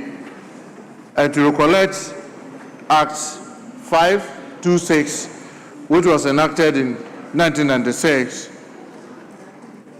help us to govern our security architecture all the way to around 2017, when we brought in Act 1030. And in Act 1030, we did a number of things that warrant that we are able to make some changes. Significantly among the things that we needed to change that warranted the introduction of new bill is the use of NIB, National Investigative Bureau, which also matches a bank's name, National Investment Bank. The Speaker, as you know, everywhere in the world, you make sure that the acronyms for the security agencies do not match any other thing. And in fact, it is supported by law to make sure that nobody is able to name anything after an acronym of any of the security agencies. Unfortunately, we have a situation where when you say NIB, people are wondering whether you're talking about the bank or you're talking about the security agency. So, Mr. Speaker, one of the significant things that we are trying to do is to reintroduce the name BNI. But this time, even though the BNI of yesterday was Bureau of National Investigation, this BNI will still remain Bureau of National Intelligence. Mr. Speaker, significantly among the bill for in the Act 1030 was the role of the Minister for National Security. The Speaker, as you may know, the nature of the security architecture is largely, if you look at Article 83, is largely a function of the President, because the National Security Council is chaired by the President. And because the President cannot be running to Parliament to do other things, he tries to assign somebody to oversight that. But, Mr. Speaker, if you've worked or if you've gotten anybody that have worked in the space, it will tell you that if you are not careful, you create conflict between a detailed ministerial role and the function of the National Security Coordinator, because he's supposed to coordinate all the activities within the space. And if you assign or leave a ministry called Ministry of National Security, that largely is supposed to play an oversight. And if you are not careful, they begin to conflict and they begin to have misunderstanding. And that affects the security architecture that we have in the country. So one of the things that we are trying to do is to keep this position as more or less of that of the President, and then he gets one of his ministers to play that oversight without the necessarily fine detailed designation of a Minister for National Security, so that as much as possible you try to avoid the conflict between the Minister and the National Security Coordinator. The Speaker, the bill as we have proposed it now also tries to look at the functions of some of the key security agencies that we have. Mr. Speaker, precisely is the Narcotics Control Commission, the National Identification Authority, and the like of them. Mr. Speaker, they have become a very important aspect of our security architecture. But because of the nature of the Article 83 of the 1992 Constitution, that you cannot try to use a bill or an act to amend the Constitution, but we believe that we'll be able to take this, correct these anomalies at the regional and the district level. So, yes, if you look at Article 83, you cannot use an act to amend it. So you cannot add, for example, Ghana Immigration Service at the National Security Council. You can't add the National Fire Service at the National Security Council. Neither can you add the Narcotics Control Commission there. But it gives you an opportunity to introduce it at the regional and the district level. And we try to use this new act to do that. Mr. Speaker, over the period, we've been running away from the fact that the National Security Coordinator must have a secretariat that will help him to do this coordination. And therefore, sometimes we just assume that he operates from the office of the President. But everyone who has worked very closely with them will know the existence of a secretariat by the National Security Coordinator is a very important one, where he's equipped with officers that will help him to carry out his or her function. And therefore, the new bill that we are trying to introduce will make sure that those provisions are adequately made. Mr. Speaker, because of time, I just want to urge this House to help us to be able to carry out this bill, if necessary, through almost all the stages, even though we didn't apply for it to come under state of urgency. But I can say that this is something that we urgently need to get done so that we'll be able to get the country running and continue to protect the sanctity of our country. So, Mr. Speaker, with this, I hope that the House will graciously support us to get this done expeditiously. Thank you so much, Mr. Speaker. Members, motion has been ably moved. I will therefore call on the chairperson of the committee to present the committee's report.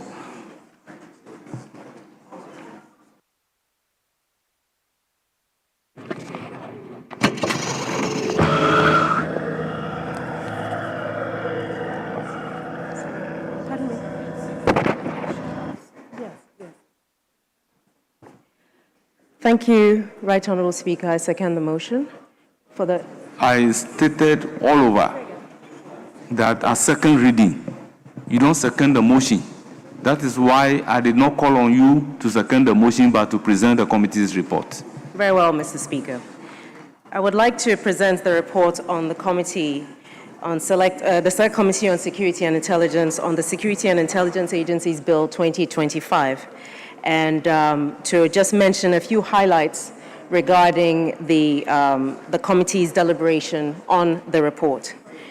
Mr. Speaker, the report was presented to the committee and referred from the Speaker, and it was meant to be a joint committee sitting between the leadership of Defense and Interior Committee and the Committee on Security and Intelligence.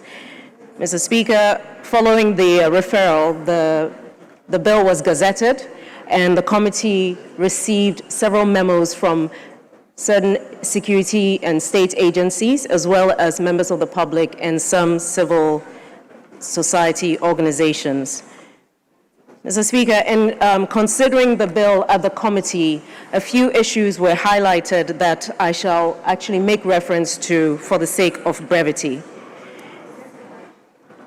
A few observations that the committee made was on the receipt of the bill, the fact that unfortunately at the time the bill did not actually speak the explanatory memorandum did not speak directly to the mischief that the bill sought to cure, and following which the Minister with oversight of the National Security Act, who is currently the Minister for Interior, actually came before the committee to clarify the reasons for which this bill was actually presented and some of the policy underpinnings of same, some of which the Minister has elucidated right here at plenary. Mr. Speaker, it was quite significant that the committee realized that there wasn't much said with regards to parliamentary oversight. And given the nexus between secrecy and accountability, the committee saw fit to include a section on parliamentary oversight, codified and well delineated, to make sure that that level of accountability that must come to bear with regards to our intelligence agencies is in the bill, to prevent the evasive nature that can sometimes be prevalent in that particular sector. Mr. Speaker, the committee also noted that there were certain additions that were sought to be made, which would have been in contravention with Article 83 of the Constitution. There were recommendations to actually compel the President in one of the clauses with regards to the membership of the National Security Council, which the committee actually felt strongly would actually limit the President's discretion with regards to selection of membership of the National Security Council. So the committee was of the opinion that the clause that pretty much locked the president in place with regards to a decision on the membership of 3 extra persons be actually deleted from the bill. Mr. Speaker, there was also a provision made for the appointment of a Deputy National Security Coordinator in order to make the burden of responsibility a little bit less with regards to the operations of the National Security Coordinator. One of the observations that was made in terms of the committee's deliberations and memos that came in was with the supposed creation of a new agency under the coordinator. This was later clarified, and the committee had this removed so that it actually is seen as the office of the coordinator as opposed to a new agency that was to be created to allow for the maintenance of the architecture in a form that actually aligns with the Constitution. Mr. Speaker, with regards to the issuance of warrants, another issue that was flagged by the committee was the desire for the agencies to have the mandate to issue warrants, which the committee felt could result in an abuse of power, and therefore the issuance of warrant ought to be by a justice of the Supreme Court of Judicature to prevent the abuse or possible abuse of citizens' rights by agencies who could issue these warrants on their own. With regards to the issues on human rights and data protection, the committee also felt strongly that there ought to be significant amount of safeguards in place with regards to data protection within the agency and with regards to the access of material that had been received through intelligence collection in the process. Mr. Speaker, in conclusion, given the recommendations made by the committee in collaboration with consultants who assisted the committee, it was concluded that this bill, incorporating the proposed amendments and with an enhanced version of the explanatory memo, certainly are in favor of this House passing this bill into law. And therefore, Mr. Speaker, without much ado, I would like to recommend that this House adopt this bill and pass the Security and Intelligence Agencies Bill 2025 into law. Thank you, Mr. Speaker. Yes, honourable members, motion moved. Reports of the committee presented. Pursuant to Standing Order 127, a full debate shall arise on the principles of the bill on the basis of the explanatory memorandum and the report of the committee. The floor is now therefore open. I recognize Honorable Patrick Yabuama. Thank you very much, Mr. Speaker, for the opportunity to contribute to this motion. Mr. Speaker, it's welcoming to have a national security and intelligence bill being debated this afternoon. Mr. Speaker, I've gone through the report, and I would like to draw your attention to paragraph 6.7, which deals with clauses 39 to 31. And before I go there, I would like to make reference to Article 18.2 of the Constitution. Mr. Speaker, Article 18.2 of the Constitution reads, with your permission, that no person shall be subjected to interference with the privacy of his home, property, correspondence, or communication, except in accordance with law, and as may be necessary in a free and democratic society for public safety or the economic well-being of the country, for the protection of health or morals, for prevention of disorder or crime, or for the protection of the rights of freedoms of others. Mr. Speaker, clauses 39 to 31 of this report deals with the powers that are going to be given to a superior court justice. From a report of the National Security Coordinator or any of his deputies, to target persons and locations with specific rules for warrants authorizing interception of communications. Mr. Speaker, that's on paragraph 6.7, under the signature of the said judicial officer. Warrants authorizing specific persons to carry out powers such as intercepting communications or obtaining information and documents as stated. Mr. Speaker, this power or powers that are being given to the National Security Coordinator or any officer designated by the President under his hand must be exercised carefully under the Constitution, Mr. Speaker, because very often when persons are given such powers, they overreact, they breach people's privacy and fundamental human rights because of such orders. And we want the courts to be very firm and undertake the right steps when granting such orders. Mr. Speaker, it is also welcoming that the President is willing to cede his powers by appointing a national security minister. Mr. Speaker, most countries in the West African sub-region and in Africa have a designated minister for national security. And I know for a fact that the Interior Minister is acting as the minister responsible for national security. It will be very important for him to be given, for the President to appoint a minister for national security to assist with the hard work that he's undertaking for the country. You all know that we don't have a minister for defense as we speak, and we think it's a welcoming bill. Interfering with persons' privacy, intercepting their calls, searching their homes must be in accordance with the Constitution of the Republic of Ghana.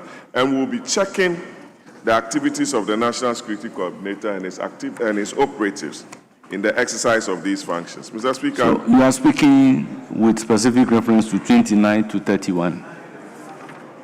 Yes, clauses 29 to 31, which deals with interception of communications under the hand of a judicial officer. It's on pages 4 and 5 of the report, Mr. Speaker.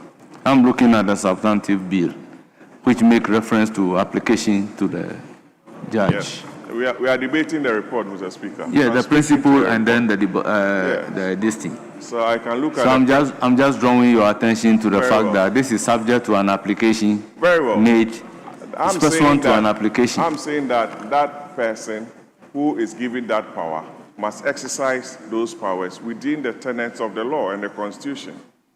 That's all I'm saying. Yes, but once a judge is the one going to grant the application I don't know or if you want to refuse the participate in application. the debate.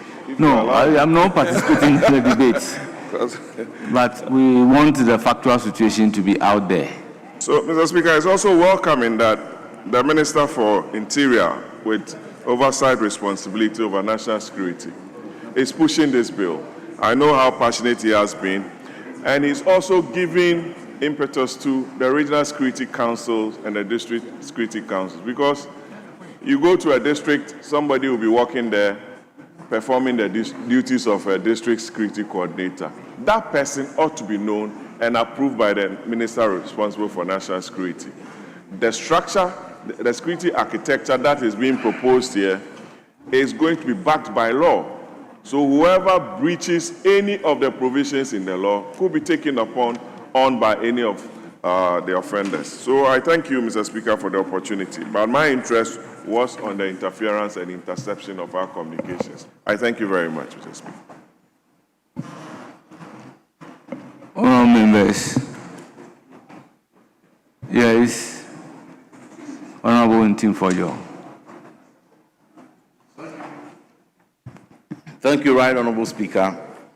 I rise to contribute to the report that has been laid and to state that at the outset, the committee raised serious objection to and concerns on the explanatory memorandum that accompanied the bill, and as a matter of fact, observed a far departure from the content of the bill relative to what the memo itself sought to do. Mr. Speaker, one of those very glaring discrepancy was a principle that the bill seeks to create the Office of the National Security Coordinator as an agency, as an intelligence agency, which we disagreed and thought that it was improper for the central role that the Office of the National Security Coordinator ought to play in coordinating decisions that are taken at the National Security Council. It ought not to be an agency, which was agreed upon by the sponsors of the bill and amendment consequently made. On page 6 of the report, Mr. Speaker, I refer you to page 6 of the report. The committee observed that the explanatory memorandum does not clearly set out policy objectives and underlying principles of the bill, nor does it adequately identify defects or mischief in existing law that the bill seeks to cure as required under Article 1062 of the 1992 Constitution. We thought that sufficient justification was not given to the particular mischief that the new bill sought to cure, and failure to provide sufficient justification for the mischief went to suggest that there may not even be a need for a new bill to overhaul or to repeal the existing one, and that specific amendment in Act 1030 could have sufficed. But that decision elicited further position from the sponsors and provided further information and policy clarity, which persuaded the committee to accept. But in furtherance to that, the membership or composition of the regional security councils and the district security councils, as noted on page 8 of the report, was problematic, and we observed that it wasn't in consonance with the directive, the policy directive as enshrined in Article 83 of the Constitution, which provides the framework for the composition of the National Security Council, from which we draw the composition of the security councils at the regional and district level, i.e. the proposed inclusion of National Insurance Authority, National Identification Authority, the National Ambulance Service, Narcotics Control Commission, and members of Parliament.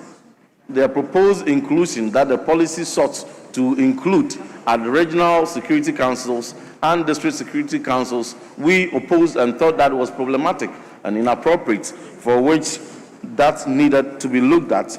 And again, on parliamentary oversight, surprisingly, no provision was clearly indicated or no policy direction was given as to how parliamentary oversight of the intelligence function will be exercised, and for which the committee insisted an inclusion of a clause dedicated to providing mechanisms for parliamentary oversight of the intelligence sector.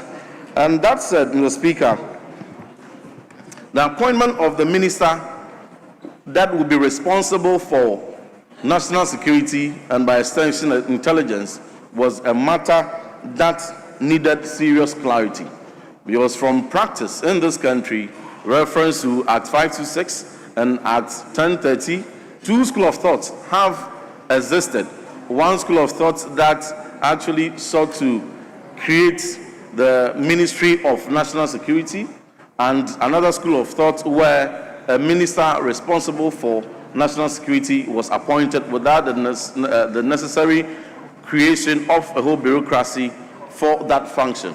And in order that, in the passage of this bill, we would not come back in the shortest possible time for an amendment to be occasioned to that portion, we sought clarity and advised that we couch that provision in a way that will stand the test of time and will be able to serve those school of thoughts in the event that future presidents differ in principle. So that was agreed upon, such that in the current position agreed upon in this bill, the president would have the prerogative to appoint a minister, any minister, to be responsible for the function of intelligence and national security. Any minister at all may be appointed. And by interpretation, what that also means is that if any president so desires that he wants to create a whole bureaucracy for it, there would not be a need to come back to Parliament to amend that provision, and AI can be invoked for that to happen, to strengthen the resilience of this bill.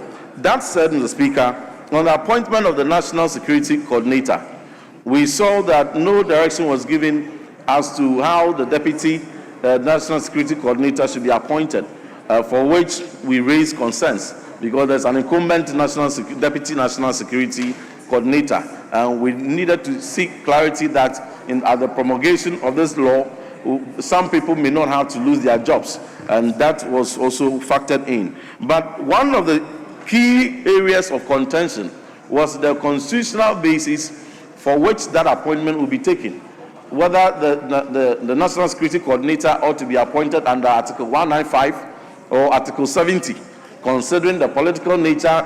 Over the years, we've all known that the roles of National Security Coordinator has always been conterminous with that of the president that appointed him. Even in times when you have had different presidents from the same party or government, we have never had a National Security Coordinator repeated. So we thought that then it should make sense for the incumbent to be appointed under Article 70. But that matter did not see consensus, and that in the subsequent life of this consideration, we will look at it and put it to bed. And so, Mr. Speaker, we recommend that the House takes this report, supports it, for us to pass a bill that will regulate the security sector governance of this country, particularly intelligence sector, and ensure that we have a creditable bill, a bill that will stand tall in the sub-region and supports the function of intelligence in this country to enhance our security. I thank you. Yes, Honorable Nutiwul. Thank you, Mr. Speaker. Mr. Speaker, I want to thank you for the opportunity to contribute to this bill. Mr. Speaker, I want to first go to page 3 of the report and look at the object of the bill. Mr. Speaker, any analysis of this bill, that's where you will start from, the object of the bill. If I were to take the bill itself, I would have gone to look at the memorandum of the bill. But once I'm not using the bill, I'll go to the object of the bill and look at it. And, Mr. Speaker, the government says that the bill is seeking to provide matters relating to the National Security Council and to establish regional and security councils and district security councils, as well as to specify some of the state agencies responsible for coordinating, implementing government policies, and go on. But, Mr. Speaker, the government then goes to page 2 to tell us exactly the reason why they are bringing this bill, and that the Security and Intelligence Agencies Act 1996 at 526 was in existence for well over 24 years, and it was just repealed 5 years ago by a new act 1030. In fact, they put it 4 years ago. And that the policy direction of the government is to provide, and he said that there's a need for enactment to reflect the current policy direction of the government. Mr. Speaker, I don't think this House should allow governments to be changing security acts because they are in government. I don't know what I'm making sense, but I don't think so. Mr. Speaker, there must be the reason, quite reason why you are changing the security architecture, but not because of you. Are you saying that in 4 years, when we are no more in government, the new government will then come and bring another bill? Is that what we want to be doing? I don't think so. Maybe there may be other better reasons, but you use this as the principal reason why you are reenacting this bill. I think it's wrong. I'll continue with that. I'll come to that. Mr. Speaker, then more importantly, Honorable Nitiwul, is there anything in the bill or in the report that suggests that the change is as a result of change in government? Mr. Speaker, the Security and Intelligence Act 1996 at 526 was in existence for well over 20 years before it was repealed by the Security and Intelligence Act 2020 at 1030. 4 years after the operationalization of the act, there is a need, I want you to listen, Mr. Speaker, there is a need for reenactment to reflect the current policy direction of the government. Yes. That's what the government is saying. Yes. That for them, they are repealing this act because they have a new direction and they want us to follow that direction. Yes, I wouldn't have that particular problem, but you are saying because there is a change. Of course. The only reason, Mr. Speaker, the only reason why the government is saying this is because there's a new government. They say it is their direction. So I'm asking, if in 4 years, and it will happen, you are no more in power, we were expecting the new government to also bring a new act to reflect their direction. Is that what we are saying? Mr. Speaker, I am saying that they say the bill envisages the National Security Council, chaired by the President, will work directly with the Office of National Security Coordinator and the Director General of the Intelligence DAT. And more importantly, the policy direction of the government, and that's the principal reason. The policy direction of the government is to provide for a security architecture where the National Security Coordinator coordinates the activities of the security and intelligence agencies in the country. Mr. Speaker, that is already the practice. In fact, even the old bill under Jerry Rawlings, that was the practice. Under this current bill, that is the practice. So you cannot say, Mr. Speaker, that the policy direction for which you are changing the bill is because you want the National Security Coordinator to coordinate the activities. It's already, that is what is being done. Mr. Speaker, the framers of our Constitution, and let me be very clear, the framers of our Constitution were very, very clear, that there shall be an office of a National Security Coordinator to coordinate the activities of the security agencies. So every time, whether it's a Wednesday, it's a Tuesday, they meet in a JCR to coordinate the activities, Mr. Speaker, and that has always been the practice. That has always been the practice. Mr. Speaker, what is your time? You sit down. So, Mr. Speaker, they convey meetings in our time every Wednesday. Hold it. I recognize Honorable Yarga. Ordinarily, I will not interrupt debate, but you made a statement that it is provided for in the Constitution. No. You said it's provided for in the Constitution that there shall be a national security coordinator who shall coordinate the activities. And I just want to correct that there's no office of coordinator in the Constitution. There's a secretary to the council. There's a secretary, but not a coordinator.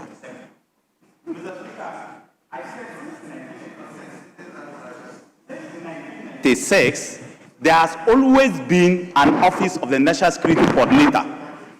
His duty has always been to coordinate the activities of the security agencies. The NIB, in those days, the BNI, now NIB, right? Mr. Speaker, the research, which works directly under the Minister for Foreign Affairs, because the NIB is the internal one, research is external, and Mr. Speaker, and also they liaise with the defense intelligence and the police intelligence. In our time, every Wednesday, the heads of this institution will meet with the National Security Coordinator, they'll coordinate the activities, and the National Security Coordinator will go and brief the President on all that is happening. And all the information on daily basis are sent to the coordinator. So the object for which we are changing this bill has already catered for in the two previous bills. So I don't know why you are doing that. Two, You should not, let me advise, you should not and you should never make the office of the National Security Coordinator an agency. And if the Interior Minister is listening, please, you will realize that in practice, you will want the accounts of the National Security Coordinator not to be audited. If you make it an agency, you will have difficulty raising funds when there's problem in any part of the country. Because as Minister for Defense, I did not have interest. I didn't have resources lying down. I couldn't. And there was no way I could have any resources lying down. The only place, Honorable Minister, was to rely on the Office of National Security Coordinator to immediately raise funds within seconds for the soldiers to move. And so it will be dangerous for this nation to make that office an agency and say that Parliament shall audit its accounts just like what they are doing to others. I think it's a misplaced priority. If you do that, you will suffer. Take it from me. You will have difficulty because when you need your soldiers to move in 30 minutes to quell an instance, you won't have resources. When you have fuel finish in Bemakam, Mr. Speaker, and you need fuel instantly, you won't have resources. When the soldiers are in Boku, they are in Bimbala, they are in Zibila, they are in Wa, and the ration runs out, and you need resources to be able to immediately send money to them, you have difficulty. You will need the National Security Office to stay as it is, to provide quick, adequate resources. Otherwise, you're going to have problems, Mr. Speaker. That has always been the practice, and it's good practice. I don't know why you want to change it. If you do, Mr. Speaker, trust me, after 1 year, we will change it. If we do, just within 1 year of practice, we will change it. It should never be an agency. Why should it be? It should be directly under the President. It should serve the National Security Council, as it's currently doing, and he should report directly to the President. Don't tie the President's hands. Don't. And I think that this bill, we should really look at it. I don't think there's a need for a new bill. I don't think. If the President has a problem of appointing a minister, he should not appoint the minister as he has done. There's no need. If the President thinks that he won't appoint the minister, that is his prerogative. He should appoint the minister. But to bring a new bill and change a lot of things that would rather be to the detriment of our security architecture, I think is not good. Because when I take this and I go through the clauses one by one, and you go through these clauses and you change them, in 2 years you come back here and change most of them again. Because in practice, you are going to face problems. If you don't have a finance minister who understands security, and you change this, you will have problems. Atu may not always be there. Maybe he understands, maybe he doesn't understand. But I can tell you that you face problems. So, Mr. Speaker, let's look at this. We are doing some of these things for the nation. We are not doing it because NDC is in power or MPP is in power. We are doing it because it is the best practice. I don't know why anybody will want to do what they intend to do, unless I'm not understanding what the bill itself is seeking to do. But if you do that, you have problems. Mr. Speaker, the President is right to say that he will choose a minister who will oversee the operations of national security. That has always been the case. Until recently when a ministry was created out of it. So even with that, some people will still choose a minister just to oversee, like they have chosen Magu from Mutaka to oversee it. It's normal. I don't think that we should be taking the bill, ripping it apart after 4 years, and bringing in something that will give us problems. Mr. Speaker, let me go back to the point I made. Don't make the Office of National Security Coordinator an agency that will report to a minister. Honorable former Minister, you are sounding repetitive, so Thank conclude. you. But I'm just saying that for emphasis, let me repeat, don't make it like that. It will create problems for you. It will create problems for the sitting president. It will create problems for the smooth run of the security agencies. It will create problems for us. Because remember, security is a daily routine. It runs every day and changes very quickly. The face of security changes very quickly. And you need resources, quick resources every time. So if we are not careful and we go the way we are going, Mr. Speaker, we'll have problems. Maybe during the clause by clause itself, we may all have to look at it and we know it properly and advise the President. Otherwise, Mr. Speaker, I tell you, on the surface of it, we may like it, But if you ask security experts, they will tell you that if we do some of the things we want to do, Mr. Speaker, we'll come back in 2 years' time to change it. I thank you, Mr. Speaker.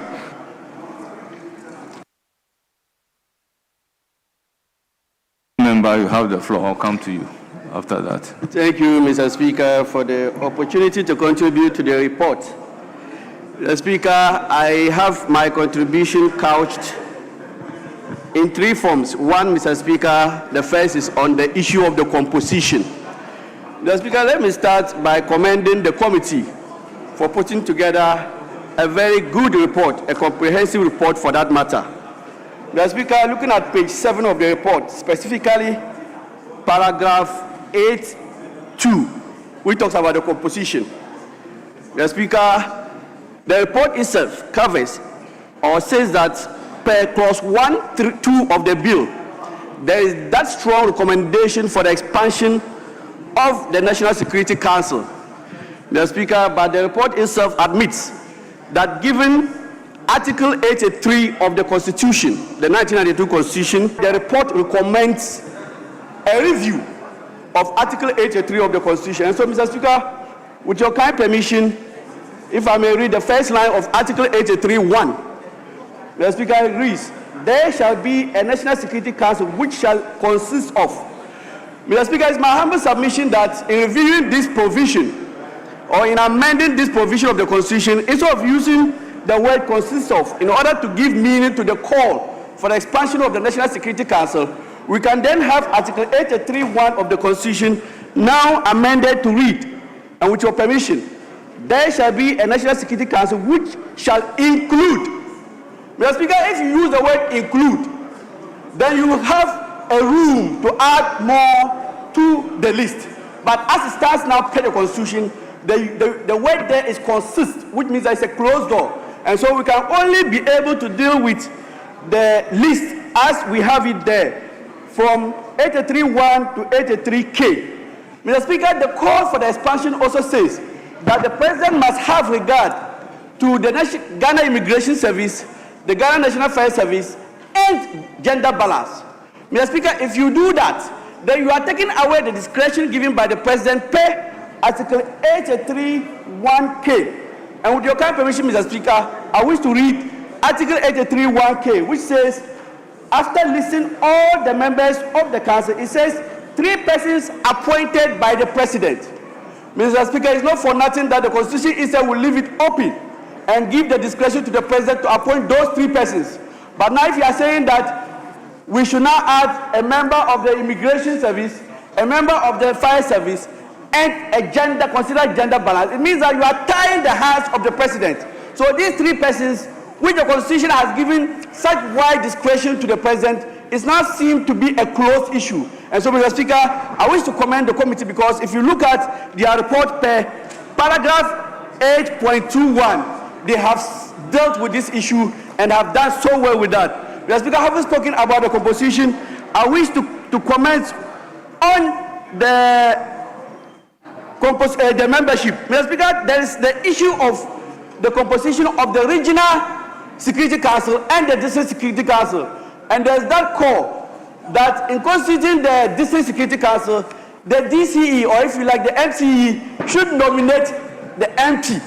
So the MP should be a member, but the MP, the member of parliament, should be nominated by the DCE. I feel that, Mr. Speaker, this will not be the best for the country, because per the hierarchy of things, I do not see how an MP of a constituency will now have to be appointed by his DCE to serve on the council. If there is a need for the MP to serve on the said district council, then there must be a way of appointing him, or the constitution or the bill must simply say that the MP must serve on the council, but not to give that power to the DCE or the MCE to appoint the MP to serve on the council. Mr. Speaker, I think this is not best for Honourable Member, have you seen the amendment proposed by the committee and attached to the report? No, please, Mr. Speaker, I'm speaking directly from the report. Please, you have to look at it. Thank you, Mr. Speaker, I'm guided. If you look at it carefully, you will realize that the basis of your argument is flawed. Okay, thank you, Mr. Speaker, I'm guided. Mr. Speaker, the other issue regarding the committee's report is the fact that there seems to be a rejection of the call to have the MP represented at the district Security Council, Mr. Speaker, and the simple reason is that it will create some political interference. Mr. Speaker, I don't think the inclusion of an MP or the MP in the the District Security Council will necessarily create political interference, because, Mr. Speaker, the MP is also part of the security architecture of the district or the constituency. And so if you have the MP represented, at least it will even help to ensure that the one who has the mandate of the people is part of the council that takes decisions affecting the security of the people. And so, Mr. Speaker, it is my humble appeal that the provision that allows MP to be represented must be maintained and should not be rejected. Mr. Speaker, the last part of my argument is on the call to have a deputy national security coordinator. Mr. Speaker, I think this call is in the right direction, and I think it can come under Article 195 of the Constitution, which gives power to the President to appoint persons to even act in acting positions. And so, Mr. Speaker, it is my humble appeal that we should include and have it stated in the bill the position of the Deputy National Security Coordinator, and that power should be given to the President to appoint. Thank you, Mr. Speaker. Yes, honourable member. Thank you, Mr. Speaker, for giving me the opportunity to speak to your committee's report. Mr. Speaker, the fear that my senior colleague, Honorable Nitiwu, is admonishing is exactly what this bill is seek to cure. Exactly. By saying when government changes and government comes. That is why this bill is being brought to this House for members to support it, so that that fear will not be in existence.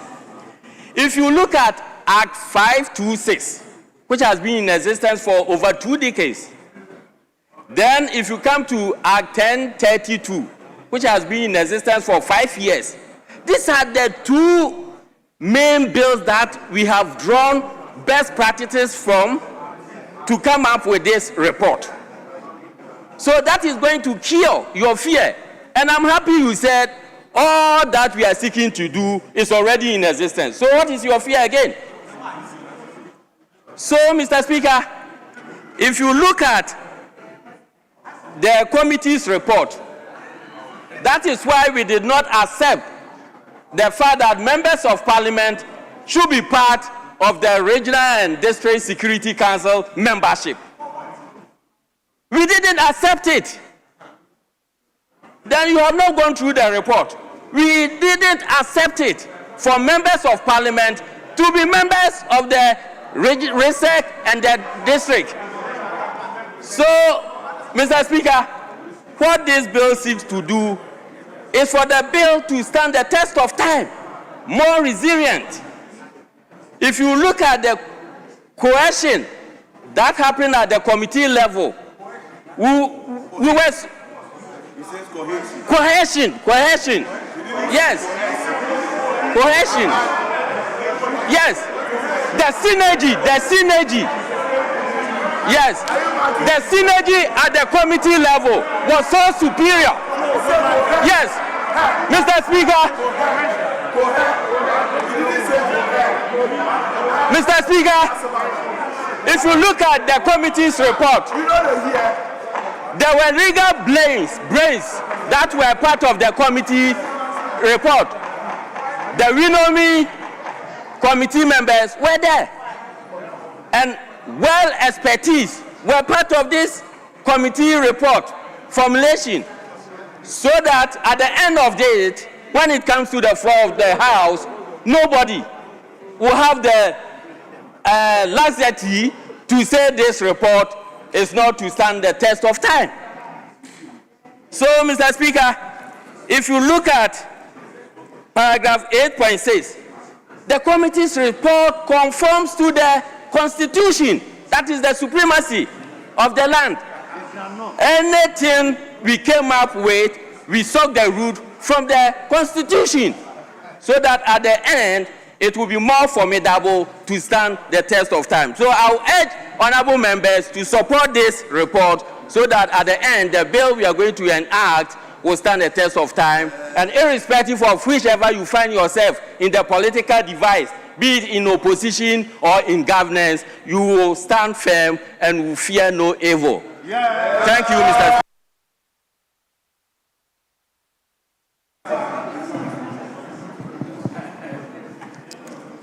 Well, I intend to take one more from here and then come to leadership. Yes, Honorable Dr. Kabiru. Thank you very much, Mr. Speaker, and let me thank my senior colleague for yielding to me. Mr. Speaker, without the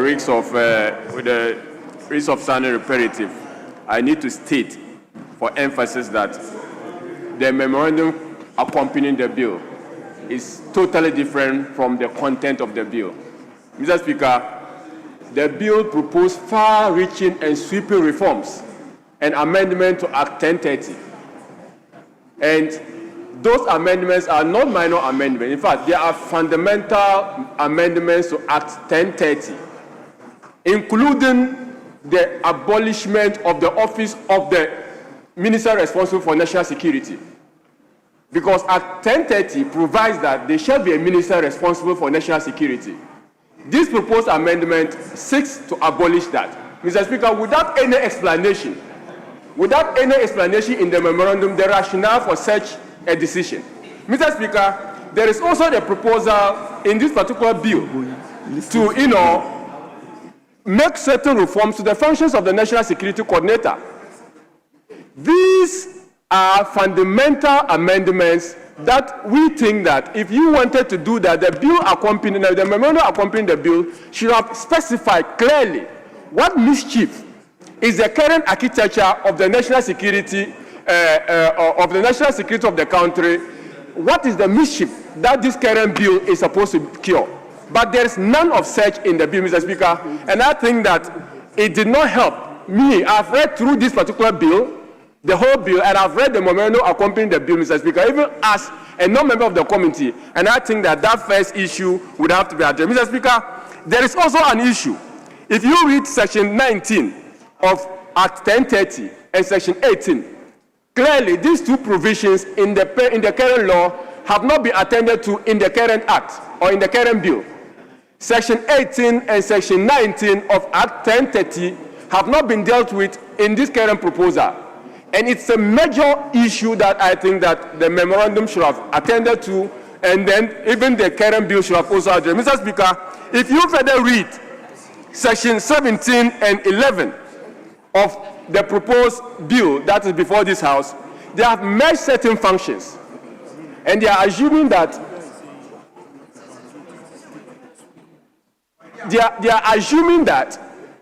the functions that were performed by the internal security and the external security are almost the same.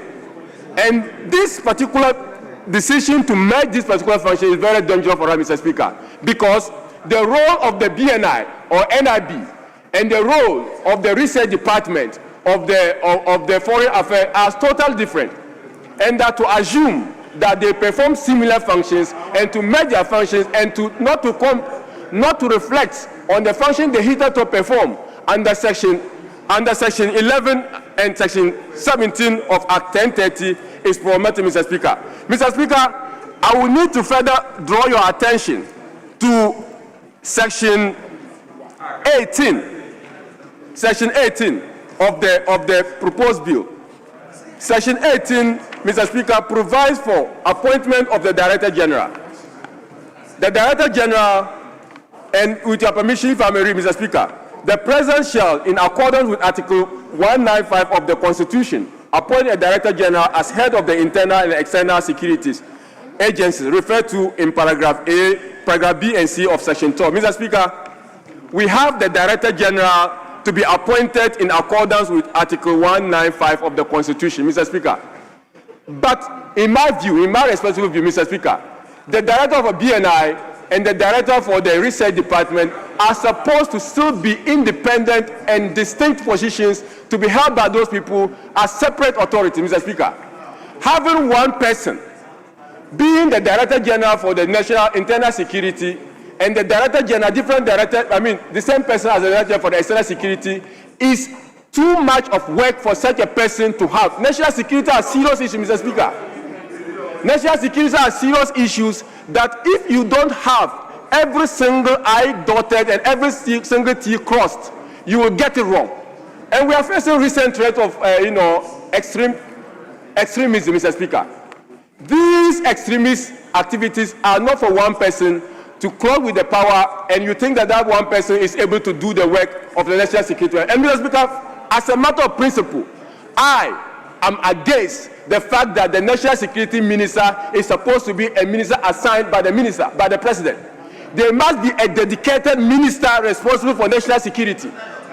There must be the national security minister, Mr. Speaker. Mr. Speaker, the argument that you want to rationalize costs, you say that the president has the authority to appoint anyone to be the national security minister. Mr. Speaker, I argue that the fact that Honor Mutaka was appointed as the minister responsible, additional for national security, was in violation of Act 1030. Because the Act is very clear that there shall be a minister appointed who shall be a minister for national security. It is not for the president to decide that I want to give the national security minister to someone with other responsibility. It is not for the president to decide.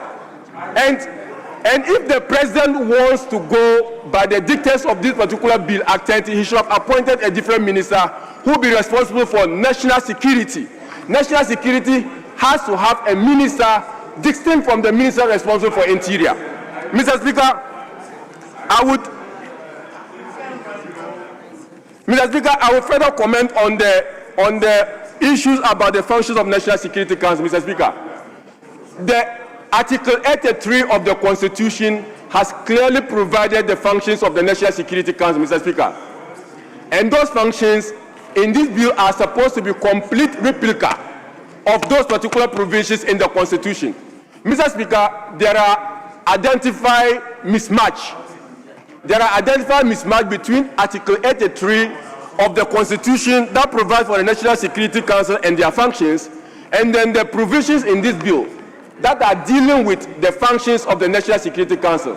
I'm sure when we come to probably the consideration stage of this particular bill, we will point out to those specific mismatch, because the language of the Constitution is clear, and the language of the Constitution should be replicated in the bill if we want to have the bill being consistent with the Constitution of the Republic of Ghana. Mr. Speaker, my last issue I would want to draw your attention to is the changes of the function of the Director General, Mr. Speaker, in Section 19 of the bill. Mr. Speaker, this bill has proposed to change, apart from the fact that I argue and I make the point that it is not proper to have the Director General being responsible for both internal and external security, the functions under this particular proposed bill are actually also limited in their scope as compared to Act 1030. And that fact that we have the national security, the Director General of the internal and external security function being limited, I think that it is doing much damage to our security and the security of the Ghanaian people. Mr. Speaker, these are my words, but I think that, one, we cannot use this bill to limit the powers of the president as contained in Article 83 of the Constitution. We cannot again use this power this bill to abolish the office of the national security or the minister responsible for national security, because the Act 1030 was clear. And the reason why we made provision for that, because we thought national security issues are serious issues that we need a dedicated minister, a minister who will have complete and full attention for national security issues. Mr. Speaker, with these few words, I want to thank you so much for the opportunity to contribute to the report. Thank you very much, Mr. Speaker. Yes, at this side, I can still give the floor to Honorable Majority Chief Whip. Majority Chief Whip, I saw you on your feet, if you want to contribute. Then I'll come to Mr. Speaker, I was on my feet just to draw attention that the Honorable Kabiru appears to be repeating himself and was so fortuitously he concluded his comment. So no, but we are guiding. We are providing a guide. We are providing a guide, yes, please. Minority leadership. We are providing a guide, please.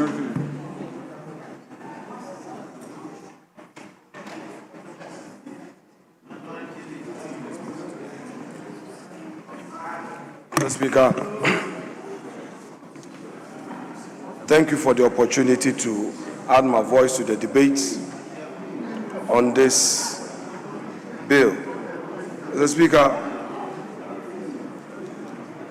Honorable Nitiwu took us through some issues, and my colleague who just debated further highlighted some points I have here, and I would not repeat all of the points they've already argued. But Mr. Speaker, it is important to underscore one fundamental issue: that the memorandum before us does not provide any empirical evidence to suggest that Act 1030 has failed. Mr. Speaker, it appears that this bill is more founded on partisan political interest than a national security interest for good governance. Mr. Speaker, without doubting the competence of my own senior, Honorable Muntaka Mubarak, I think that he's been overburdened handling Interior Ministry alone, with all the agencies there too. Can take away all his energy. Then he has a further oversight responsibility as National Security Minister. Mr. Speaker, is he a National Security Minister responsible for the security of the state, or he's just there for the mere presence? Is he dormant or is active? To what extent is he in charge of those responsibilities as a National Security Minister? Mr. Speaker, I think that our democracy has come of age. We as the political actors must begin to move away from those parochial approach to governance. You are in power today, so you see everything expedient with changing certain fundamental principles, because as I overheard somebody saying somewhere, we are in power. Mr. Speaker, it is not enough to say you are in power. So you will change the architecture of the security of the state, even when it is not going to help the country. Mr. Speaker, we have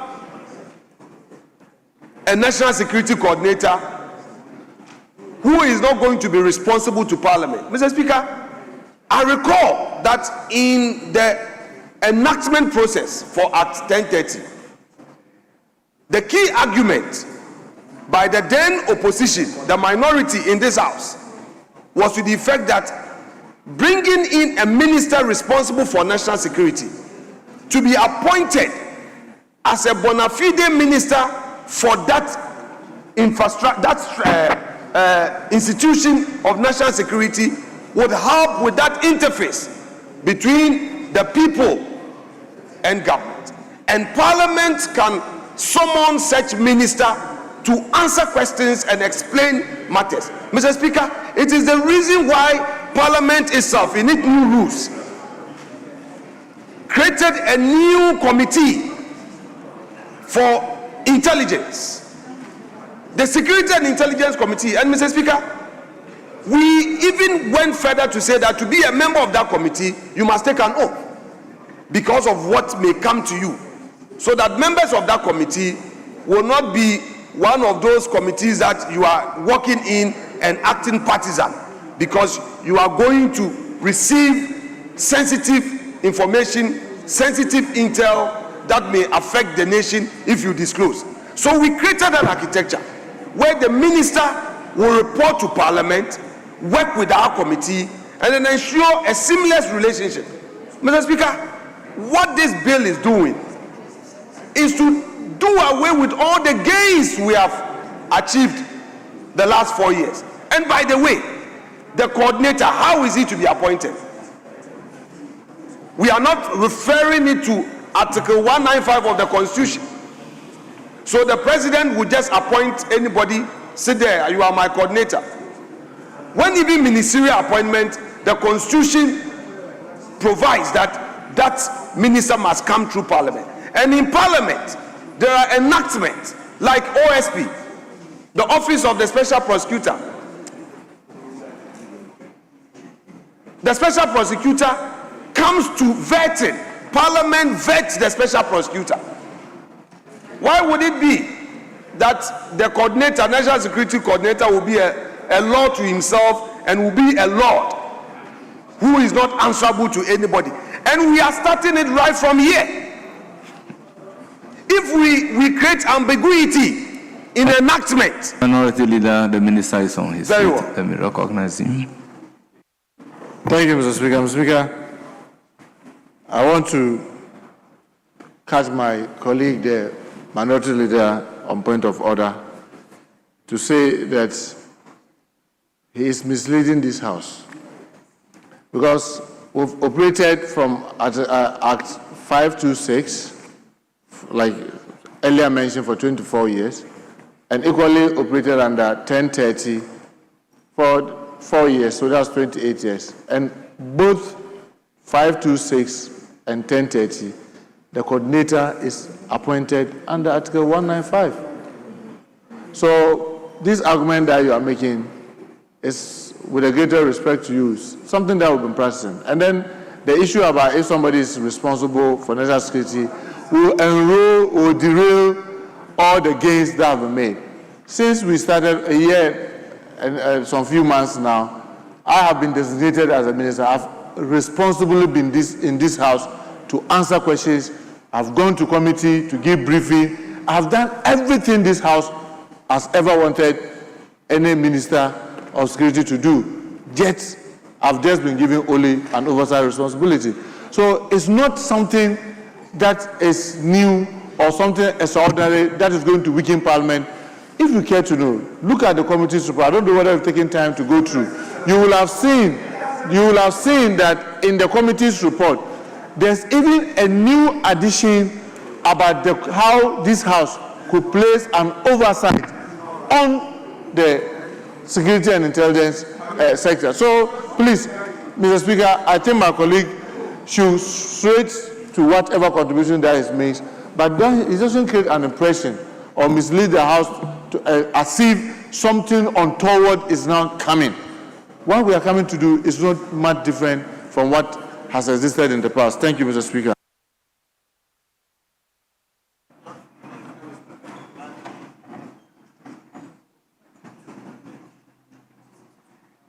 Mr. Speaker, before I go on with my submission, let me register this protest.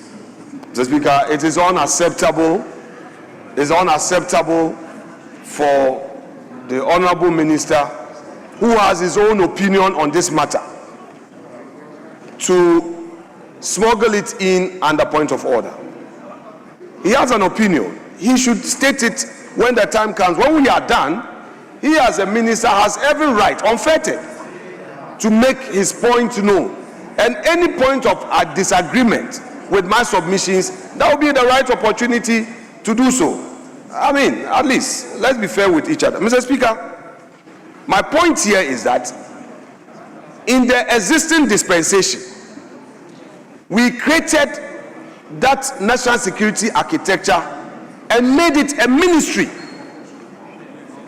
Under Act 1030, a ministry was created, and the minister was made responsible for that sector, who was to report to Parliament, just to ensure that there's a seamless relationship with Parliament. Mr. Speaker, this new enactment, what is being proposed, so much power is being given to the coordinator. It is not clear how his powers are going to be fettered. Mr. Speaker, my submission is that if you give such powers to the coordinator and you do not provide for a clear path of responsibility, accountability, and oversight, it becomes problematic to you yourself as a government.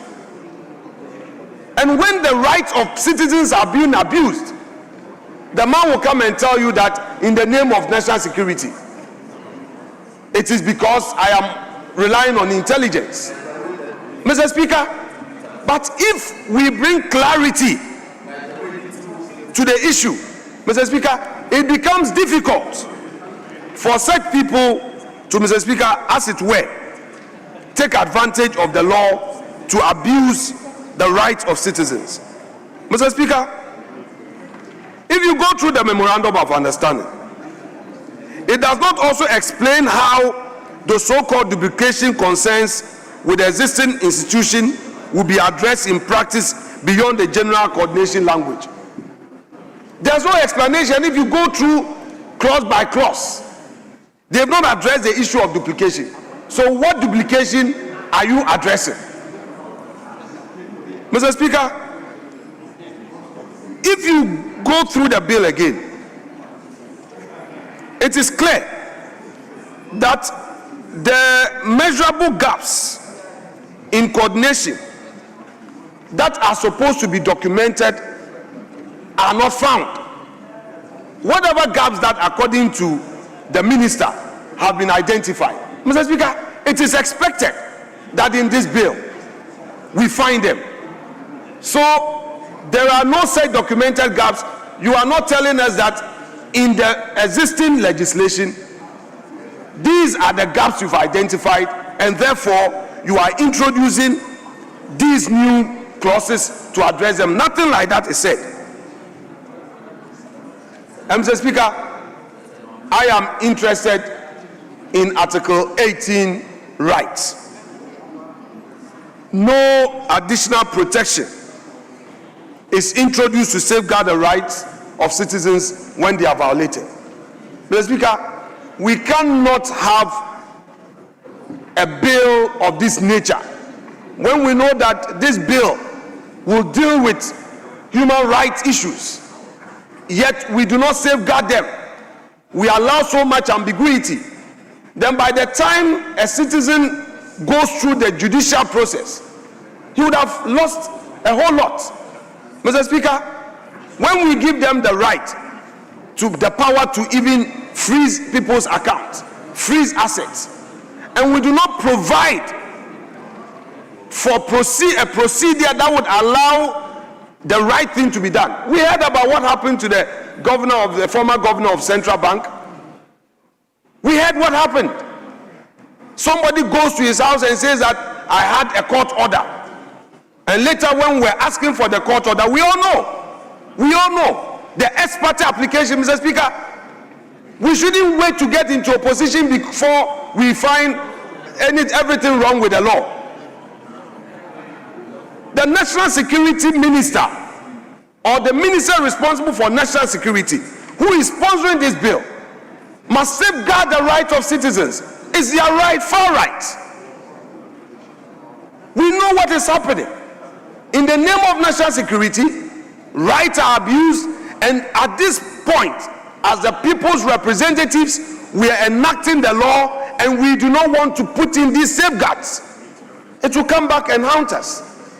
I believe that at the right time, during consideration, we'll look at it. But it is important that I bring this to the attention of the minister and my respected colleague, the chair of the committee, so that we fully tackle this. The provisions in there are insufficient. I respectfully submit. Mr. Speaker, I am also concerned about the oversight mechanisms in this new law. Mr. Speaker, this framework doesn't appear to strengthen oversight mechanisms. And here I talk about Parliament.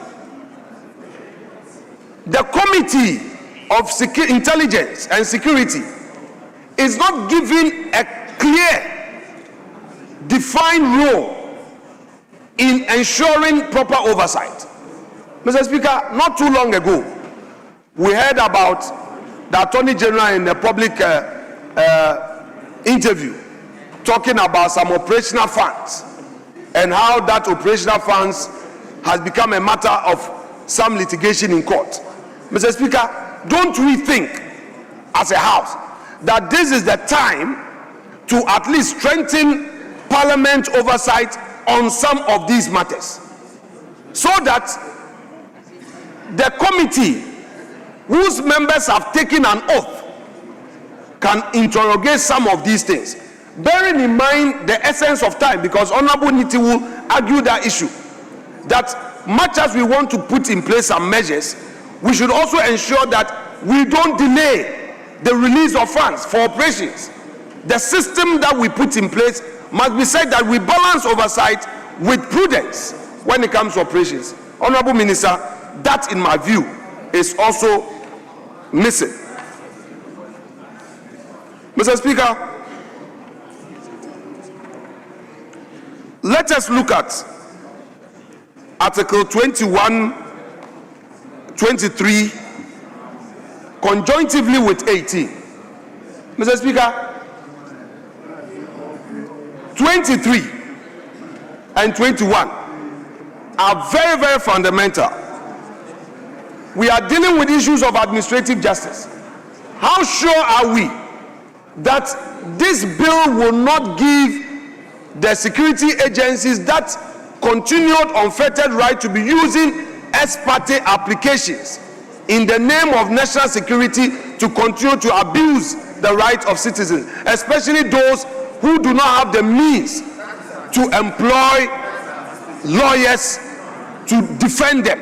Mr. Speaker, many of our citizens are poor and cannot afford legal representation. For these citizens, they must be in our contemplation at an important juncture like this whilst we are enacting this law. If we don't bring clarity in this, Mr. Speaker, we'll be creating problem for the many who may not have the means to get high-class legal representation. And what happens to them? They will go to the BNI and then they will be told that, oh, you write this statement and just have your bail. They will write the next moment, they go to court and they tell them that, my lord, he said he admitted to the offense and he's guilty as pleaded. He doesn't have a lawyer. The next moment, he's in jail. There are many more of such cases. Mr. Speaker, I am a practitioner in our court, and I know many situations that people don't know about their own rights, and our security agencies have relied on laws to deny them leader. their rights. Yes, Majority Chief Whip. Mr. Speaker, the minority leader is a senior member of this House, and he knows that he cannot depart from the terms of the report and move into anticipation. Order 1251 is clearly in breach of Order 1251. He can't do that. He's anticipating what will happen tomorrow, what will happen the day after tomorrow. You can't do that. No. The law, there are rules for bid anticipation. You can't be arguing in anticipation in respect of a report, the terms of which are very clear before you. You can't be arguing in a preemptive manner, anticipating that this will happen, and that will happen, and that will also happen. Mr. Speaker, he's a senior member, he's a leader. We learn from him. He's a leader. He should stay within the terms of the report. Honorable Leader, take note of the observation and also take note of the fact that Clause 29 to 31 is a repetition of Act 1030.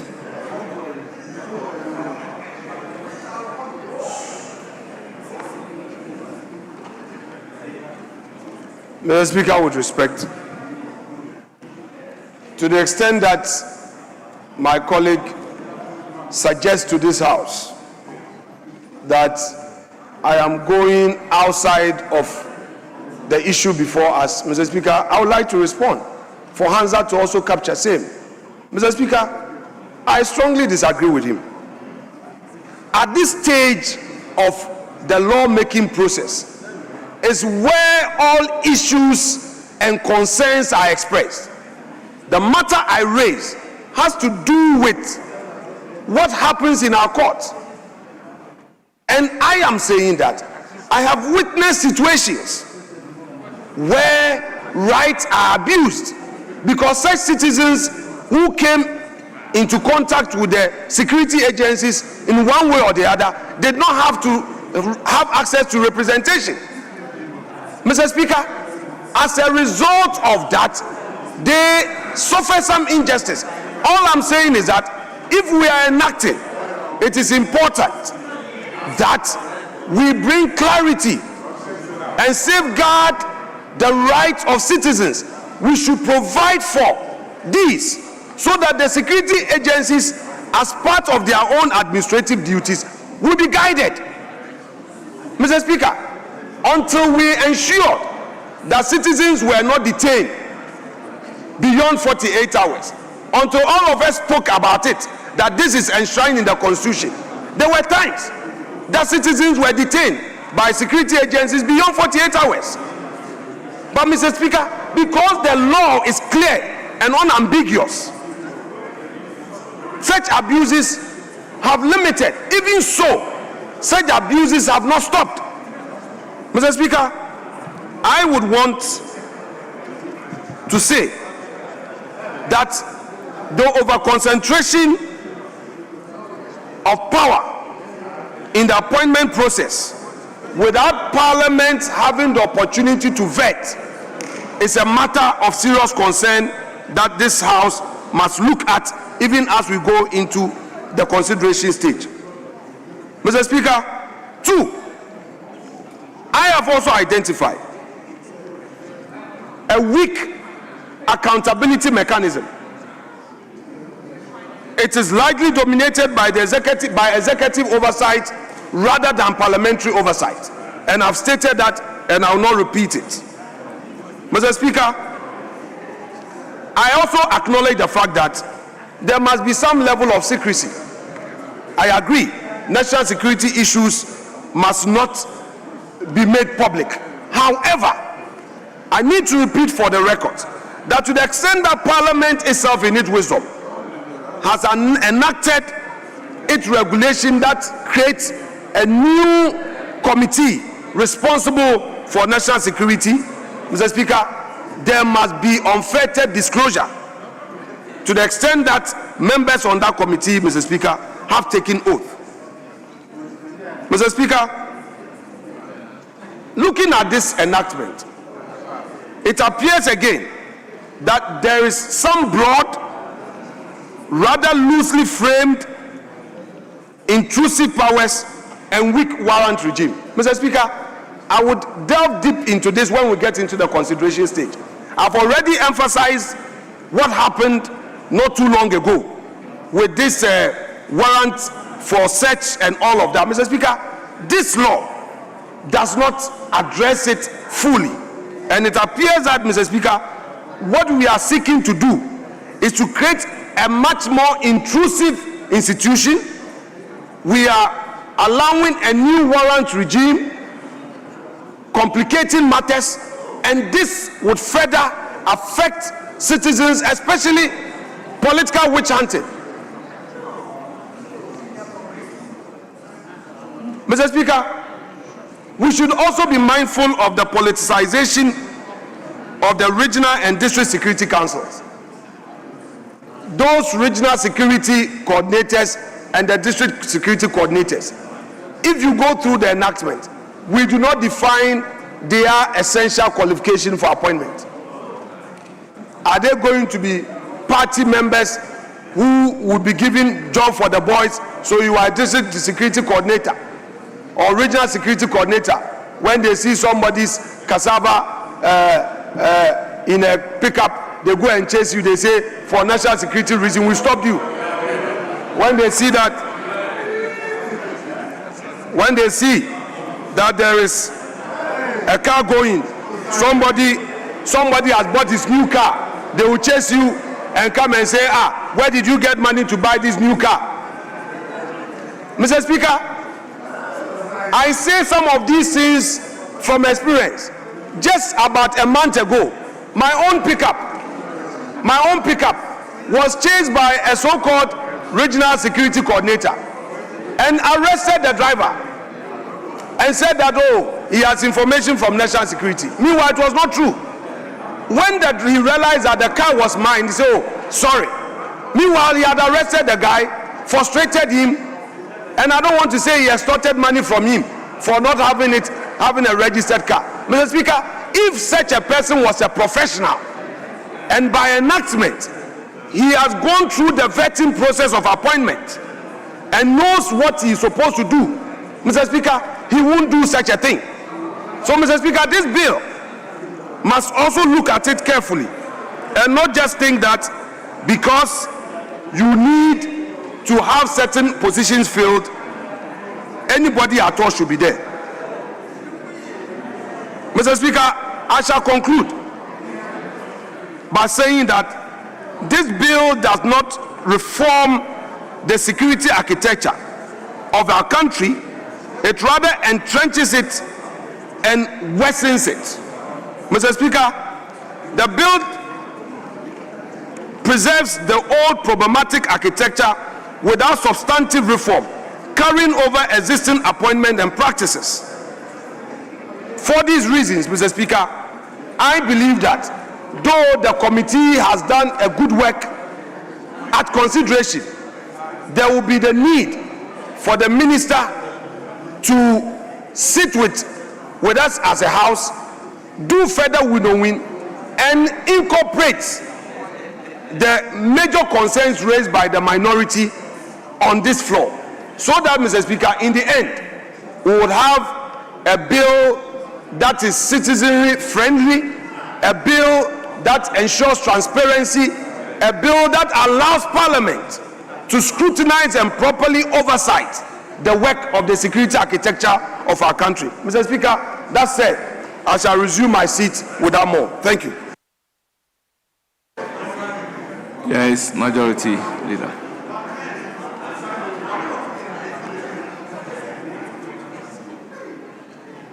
Right Honorable Speaker, you know,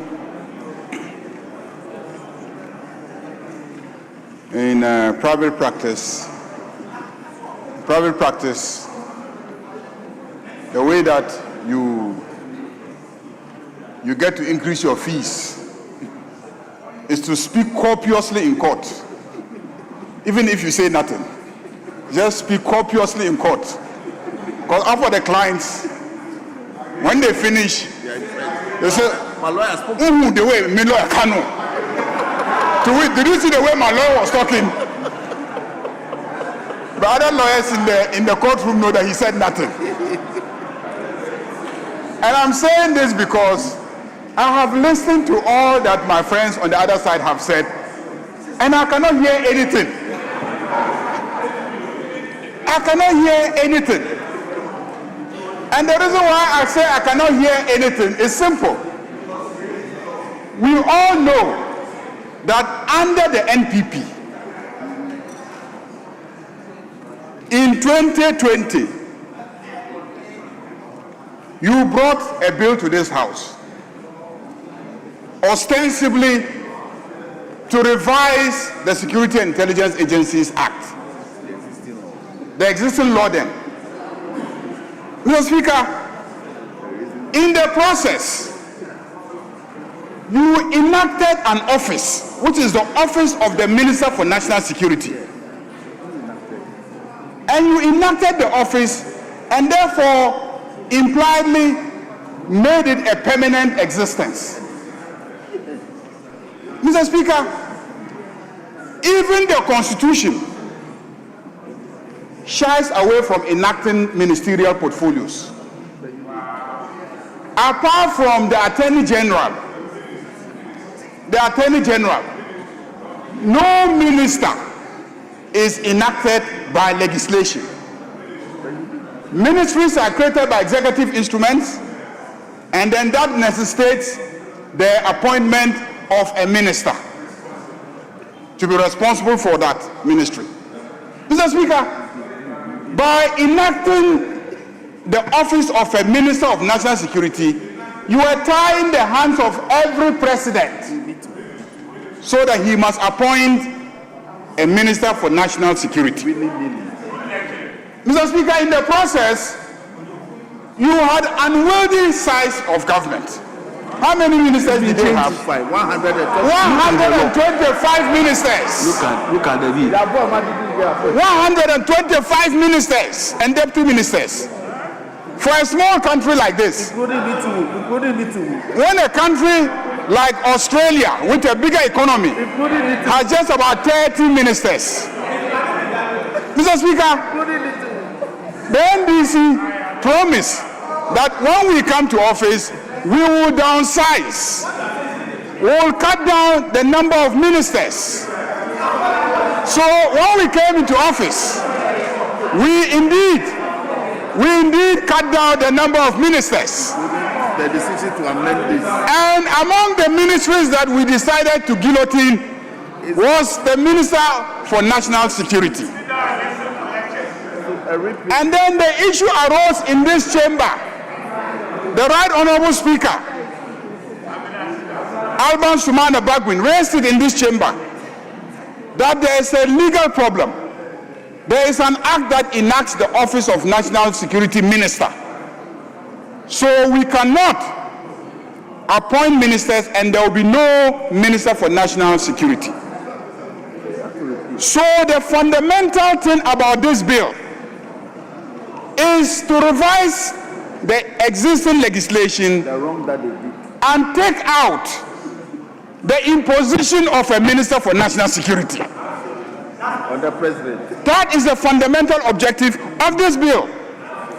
Take the bill and go through it properly, and you will see that all that the bill is seeking to do is to abolish the office of Minister for National Security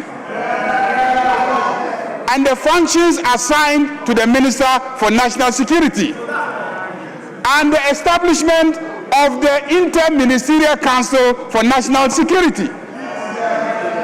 Because all these three main items, they're not. Mr. Speaker, so that's the idea that we are pursuing, which is taking out the office of Minister for National Security.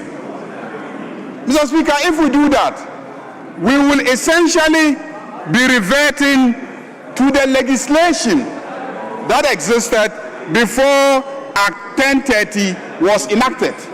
That is the fundamental objective. Of course, in the process, advantage has been taken of the proposal before this House to also add a few things, revise a few things, based on the experience that we have obtained working these two legislations. So, Mr. Speaker, I am surprised that the impression is created that there's something wrong being done, and then we don't know what we're about, and the bill is inadequate, and there's nothing wrong. There's everything wrong with enacting an office of National Security Minister. We have a Minister for Health. It is not enacted. We have a Minister for Education. It is not enacted. We have a Minister for Roads and Transport. It is not enacted. Those ministers are not enacted. It's the ministries that are enacted. And it is the agencies under the ministry that are enacted. So you have highways, you have urban roads, you have all these agencies, Ghana Health Service, you have Ghana Education Service, you have all of them agencies under the ministries enacted. But the ministry itself is simply created by an executive instrument because presidents can decide to realign and change it. They don't need to come to Parliament to realign. But what you did here is to force the hand of a president so that he must appoint a Minister for National Security. It was a wrong thing for us to have done as a Parliament. But they did it. Well, we're all in the Parliament. They proposed it, but we're here and we voted. So I'm saying that was a wrong thing for us to have done. And this historical wrong has to be corrected. And that's what we're doing today. We are correcting the wrongs of the NPP government. We are cutting down the number of ministers. We don't believe in large-sized governments. Large-sized government wastes public money. The taxpayer must get value for money. That is the object of this bill. Nothing more. Mr. Speaker, the issue of Director General of Intelligence, as indicated by Honorable Kabiru, I try very much to understand where he was coming from and where he was going. But I know that all the acts, all that the bill seeks to do is to just redesignate it as Director General for Internal Security and Director General for External Security. And Internal Security is the BNI, and then the External Security is Research Department, and they already have directors. They have directors. If you just redesignate the titles to fit what modern nomenclature is, I don't see anything fundamental about that. Why we should be splitting hairs about just redesignating titles of offices that already exist. We are not creating the offices. Mr. Speaker, when you go to the issue of coordinator, yes, coordinators have existed from the beginning as a matter of practice. Then when the first legislation was being passed to govern national security, it was enacted. All subsequent legislation have kept the the coordinator of national security. Functions basically the same. Now, you cannot say that we are creating a coordinator who is politically unaccountable. That is obviously not true. We know the normal accountability mechanisms under our Constitution. First and foremost, we can hold the Security and Intelligence Agencies Act through the process of budgeting for them. Their budget is approved by this House. They bring the budget document proposals here, we approve it. Every money they spend, we approve it. And the committee can always invite the minister responsible for national security to come and answer questions. And the honorable minister kept repeating that. He's been coming here to answer questions. Beyond that, he's been appearing before the Committee of Parliament to provide briefings on security matters anytime that he has been invited. Nothing is going to be sacrificed when it comes to political accountability of the security and intelligence agencies. So I don't know where the argument is coming from, that we are about to compromise the human rights of citizens, that they will no longer be politically accountable. Under what arrangement? Because the existing arrangement clearly in the last 1 year and 2 months have worked in such a way that no political accountability has been compromised. So I think that that argument also falls flat on its face. The argument about the warrants and freezing powers and etc., they've always existed. In your own legislation which we passed in this House, Act 1030, there were the same provisions. Nothing really fundamental, except a proposal that sometimes by the time you go and apply for a warrant to freeze an account, it takes a second to move the money from that account. It takes seconds to move the money from that account. It just takes the click of a button. Because everything is electronic. Somebody can actually just use his or her cell phone and transfer and wire all his or her money. That's where banking has reached now. So when a security intelligence agency is interrogating a suspect and begins to suspect that they have monies in an account, by the time they go to the court and apply for a warrant and apply for a freezing authority, the account is drained. Money is transferred. And so there is a suggestion that at a certain level in the leadership of the intelligence agencies, they should be able to authorize such actions and then within a week go to court for court to confirm it or to set it aside. In the OSP Act, the same provisions in the OSP. We have the same thing in the Office of Special Prosecutors Act. So why grant the Office of Special Prosecutor those powers and deny the other intelligence agencies who are also doing investigation to enable prosecution, deny them the same powers? Interim freezing orders. So there's no real threat or danger. As for chasing pickups and etc., we didn't start chasing pickups today. Yes. I know colleagues on this side who are ministers of state who were stopped in public and their cars seized from them. Yes. It happened. Under his leadership. I'm not saying that it is right. I'm not saying that it should be allowed to happen or that it should continue. But my argument is simple. How does that bear on the provisions of this bill? There's no bearing. If you want to complain about your pickup being seized, please complain. But don't use this, second reading as an opportunity to complain about your pickup that was stopped. Why didn't you report to the police? Why are you reporting to us in Parliament?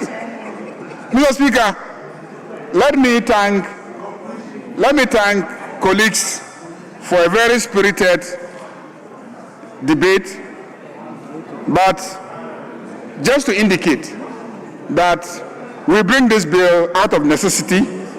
We want to remove all the provisions compelling the establishment of the Office of the Minister for National Security and then maintain what has always existed, which is the President to designate a minister to serve as the minister to exercise oversight over the security and intelligence agencies, and then through that person, this Parliament can hold that whole sector accountable. Mr. Speaker, I think that this is commendable. The report effectively captures the issues. They've considered many things that have been debated. The issue of members of Parliament being on district and municipal security committees were considered. I'm a member of the committee, the minority leader is a member of the committee, and very strong arguments were made why we should not have members of Parliament sitting in the district and municipal security council. People have different views about that, but I think that as a committee, from what I see in the report, the conclusion is not to encourage a thing like that. Mr. Speaker, on that note, I want to thank the Minister for moving the motion and the Chairperson for seconding and presenting the report, and urge members to vote adopting this report. Thank you very much, Mr. Speaker. Honourable members, at the conclusion of the debate, the question is, as many as are in favor of the motion say aye. Aye. Those against say no. Honourable members, the ayes have it. The motion is adopted. An act to provide for matters relating to the National Security Council, to establish the regional security councils, the district security councils, to specify some of the state agencies responsible for coordinating and implementing government policies on the security of the state and attendant issues on or relating to the internal and external security of Ghana, and to provide for related matters. Honourable members, the Security and Intelligence Agency Bill 2025 is duly read the second time. Yes. Do we move the consequential motion number 25 and bring it to a consideration stage? Speaker, I believe that we'll do that tomorrow. But we want to take motion number 21. We'll do motion number 21. Yeah. Speaker. Motion numbered 25. Minister for Interior.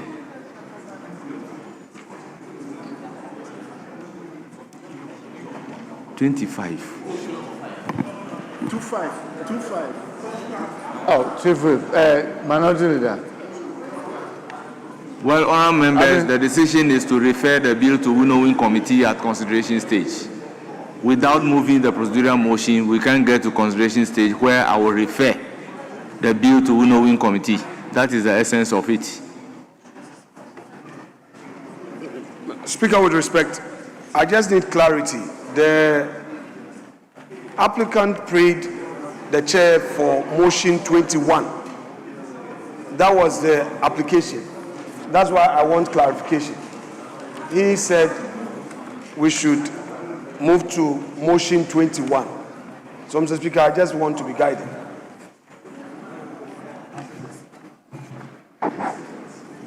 Mr. Speaker, indeed, yes, I pray, Speaker, that we take motion number 21.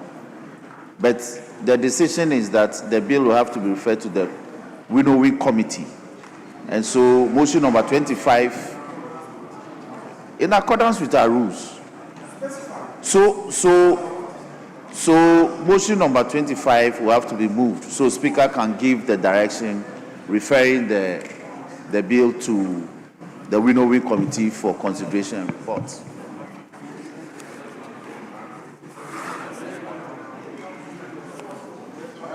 Yes. Speaker, with respect, I want to be on the same page with the Majority Chief Whip. His application was to the effect that we should take motion 21.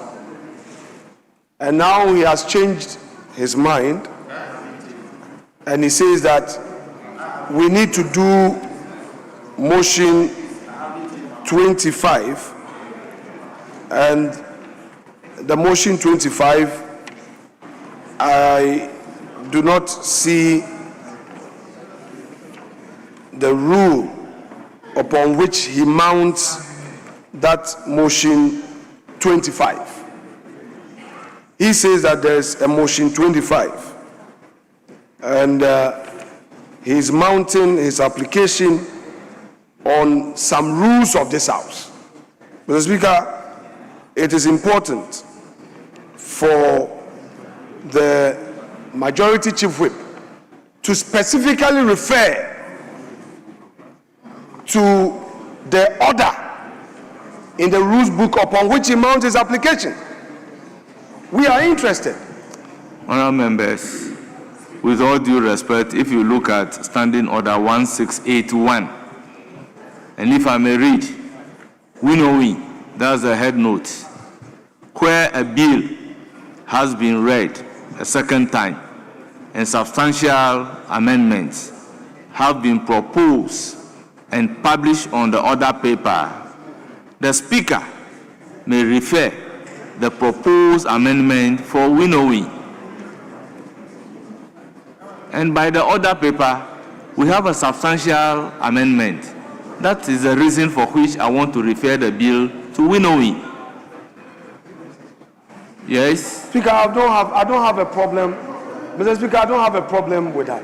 I have seen the 25, and I believe that this winnowing must be done because I have some amendments myself that I would want to discuss it at winnowing.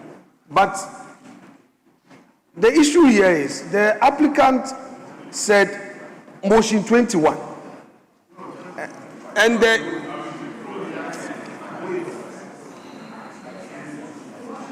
the impression he created was that motion 21 had a relationship with motion 25.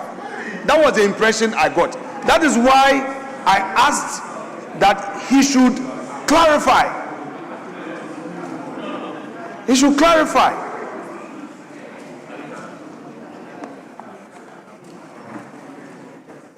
Speaker. Yes.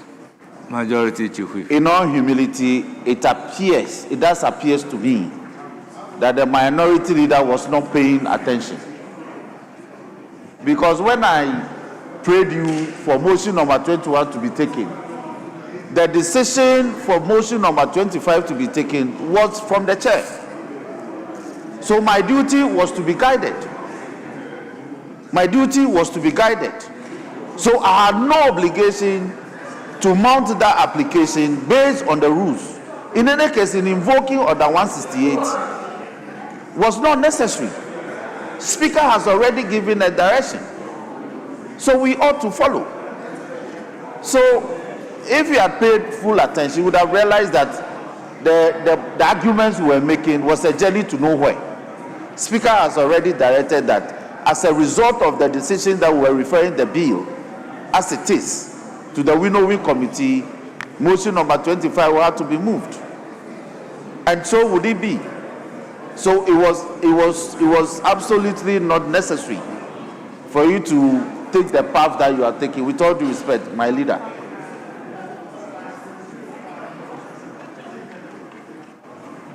Speaker, the Majority Chief Whip knows that I am a senior in this chamber. So even if he disagrees with me, Mr. Speaker, as you normally entreat us, he should find an amicable way of dealing with such disagreement. But if he says that I wasn't paying attention to the now let it be for the records. Mr. Speaker, you see, sometimes when I disagree with you and you draw my attention that there's a better way, we do the right thing and we reconcile. He is our junior. You and I came into this chamber before he came. So you don't disagree with your senior, then you say he didn't pay attention. There are ways of managing your seniors in this house. Mr. Speaker, especially when now he's left alone. His boss has left him, and if he doesn't get the appropriate cooperation, he knows how difficult life would be. So, Mr. Speaker, he's advised.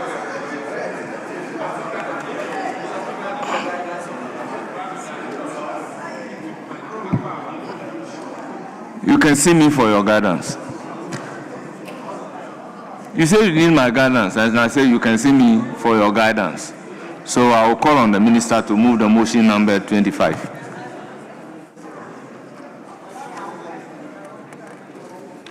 Thank you, Mr. Speaker. Mr. Speaker, that notwithstanding the provision of Order 169, one of the standing orders, which requires that when a bill has been read a second time, the bill shall pass through a consideration stage, which shall not be taken until at least 2 sitting days have elapsed. The consideration stage of the Security and Intelligence Agency Bill 2025 may be taken today. Thank you, Mr. Speaker. Honourable members, motion move. Any seconder? Mr. Speaker, I rise to second the motion. Honourable members, motion move and seconded, and it is for the consideration of the House. This is a procedural motion. I'll put a question. As many as are in favor of the motion say aye.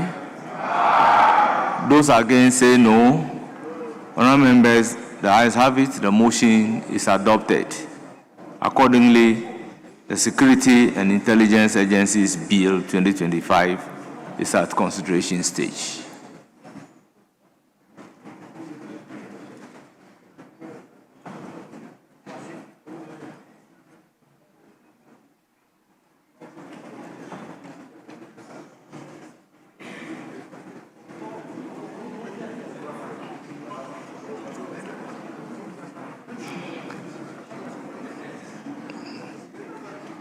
Members, in view of the volume of the amendment by the order paper, I intend to refer the bill to winnowing committee. And the bill is so referred to the winnowing committee. Honorable members who have proposed amendment to the bill should endeavor to appear before the winnowing committee and make their inputs at the winnowing committee to ease the workload at the chamber so that the proposed amendment will be agreed and is agreed to, and if possible, integrated into the bill and brought to this House for easy consideration. So I so direct. Yes, can we then move to, yes? Speaker, I rise to seek your guide regarding the time frame, if the winnowing committee may be directed to return in say... Well, that depends on the chairman of the winnowing committee as well as the minister who is shepherding the bill. Speaker, because the problems we have now is that we have a lot of referrals because we don't have time frame for the committees to work and return with well, so long as I am concerned. Very well. There is no bill before the winnowing committee apart from this referral. Great. So subject to the availability of the minister and the chairman, they can even start winnowing tomorrow. You know the proposals of the amendment. Okay. So the winnowing committee should do well to invite them to come and justify their proposal before the committee. Yes, Honorable Nitiwul. Mr. Speaker, I think that, no, Mr. Speaker, I think there were two legs to my thing. You have addressed one of them. Because I wanted to draw your attention to the fact that some of the amendments may be spontaneous because of the debate, but you have addressed that. Because if there is a debate and there's a consensus in the House, the amendment may not have been sent to the winnowing committee, but I think that one has been addressed. The second one has to do with the point he wanted to raise, but I think that I don't know whether it's the right time to because a lot of the items that we see that was brought in the explanatory memorandum, we have completely departed from it. So I don't know whether the minister is looking at it from that angle as well. Completely. You know, when you bring a bill, you see, when you bring... So I'm just drawing the attention of the speaker. We have passed the stage of the second reading. So having passed the stage of the second reading, the bill is now at consideration stage. Whatever proposal that you have to the bill, do so. You'll be invited by the winnowing committee, you justify it, and when it is agreed upon, it comes here to be integrated into the bill as part of the bill. I fully understand. That's why if we hadn't put that question, I'm sure that this remark from you will not have come. You know that. That's why you asked him to see you privately. He was going to raise that matter. And it's a serious...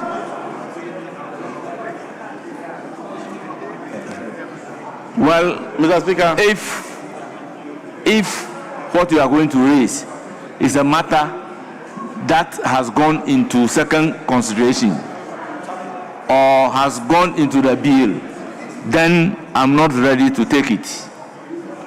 Because we can open a debate for second reading. No, Mr. Speaker, what I seek to bring to your attention is the fact that from the minister's own submissions he made in respect of the policy direction accompanying this bill or underpinning this bill, it's a complete departure from... Honorable member, we have already debated second reading, so kindly resume your seat. Please resume your seat. Kindly resume your seats. Honorable members, the chair should not be taken for granted. Certain things are very annoying. So if I keep on admonishing you, you take the admonishing.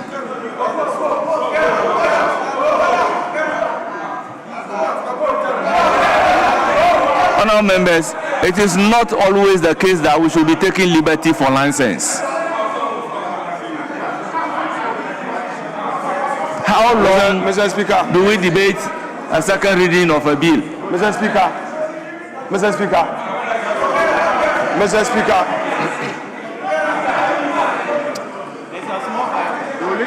would the backbenchers listen to leadership?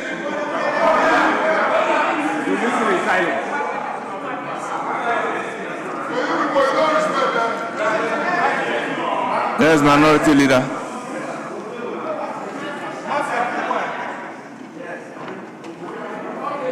Speaker, There is a reason why you are called father. And you are a father once you resume that chair.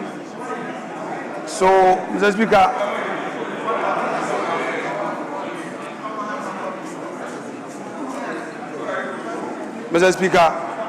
please bear with us. You know, in this chamber, you specialize in the rules.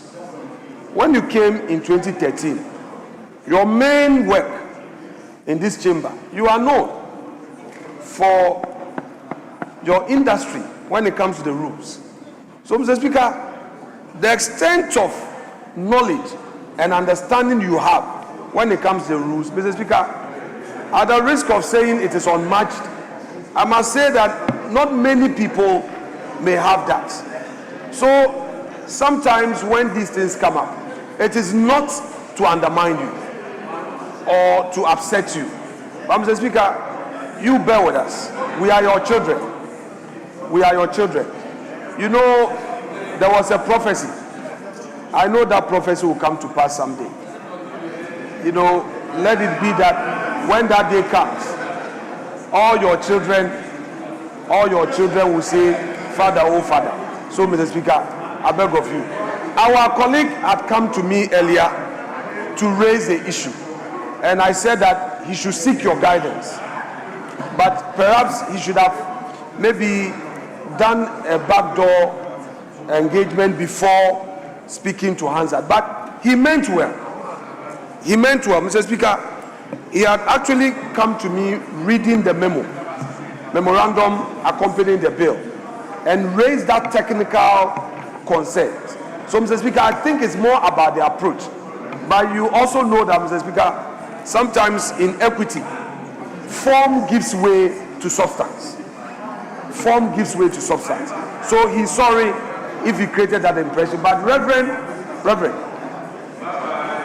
Mr. Speaker, Reverend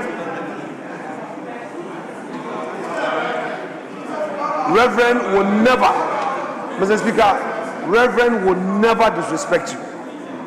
He will never do that. So please, Mr. Speaker, let's I don't know how the chamber was created. When you are sitting here and people speak, you hear. So when I heard it, advisedly, I said you can come and seek my guidance outside. Because when you debate the principle accompanying a bill, a second reading, and the bill has passed that stage to a consideration stage, you don't raise any issue about the principle. It is not done. I would have taken it lightly if it is a backbencher. But he's a senior man of the house. So advisedly, when I'm telling you, come and engage me outside, you would have taken a cue. And I even went further to say that if what you are going to raise is a matter that ought to have been considered a second reading, then I don't urge you to raise it. Where on earth, in which democracy, will you pass through a second reading stage of a bill, yet there will be a guidance seeking on the principles accompanying the bill? Honourable members, let's all do the right thing and let's take a cue where we are supposed to take a cue. For me, I can be undermined, but posterity will be the judge. Yes. Let me hear you, Majority Chief Whip.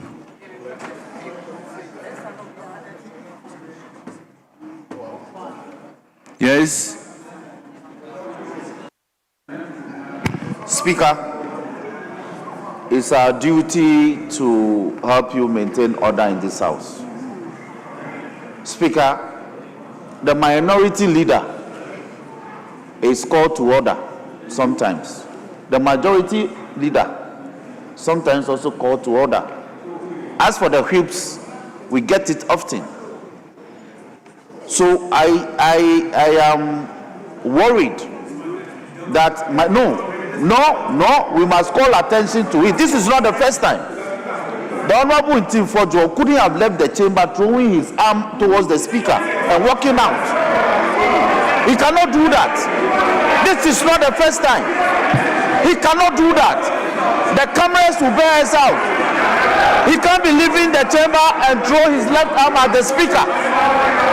The speaker presiding is the speaker presiding.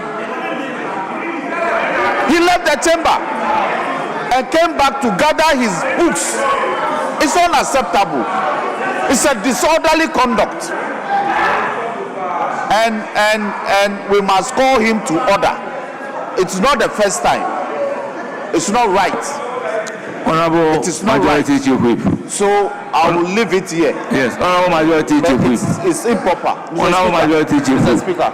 It's been said that to err is human. Mr. Speaker, thank To you. forgive is divine. Divine. Sometimes I believe strongly to forgive can be diabolical. But in the circumstances, I will just let it go and then we make progress. So let's make progress. Speaker, in the circumstances, we pray that we call motion number 21, Mr. Speaker. Yes. Speaker has pronounced on the matter. Yes, indeed, that he's made a general pronouncement to end the matter. But, Mr. Speaker, this is a House of Records. My colleague did not leave the chamber throwing up his hands in disrespect.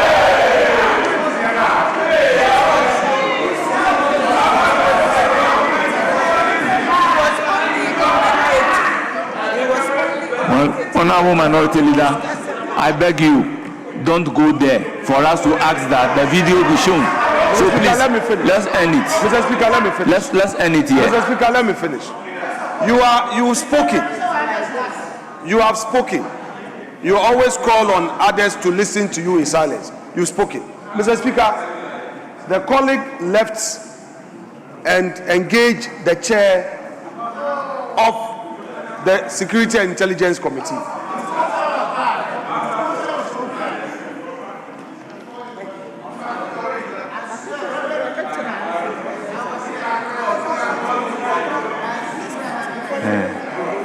Mr. Speaker, So, Mr. Speaker, honourable members, Mr. Speaker, let this bring us to the end of the consideration stage so that they can till the meat. For now, we come to the end of consideration stage of the Security and Intelligence Bill 2025. So, Masha.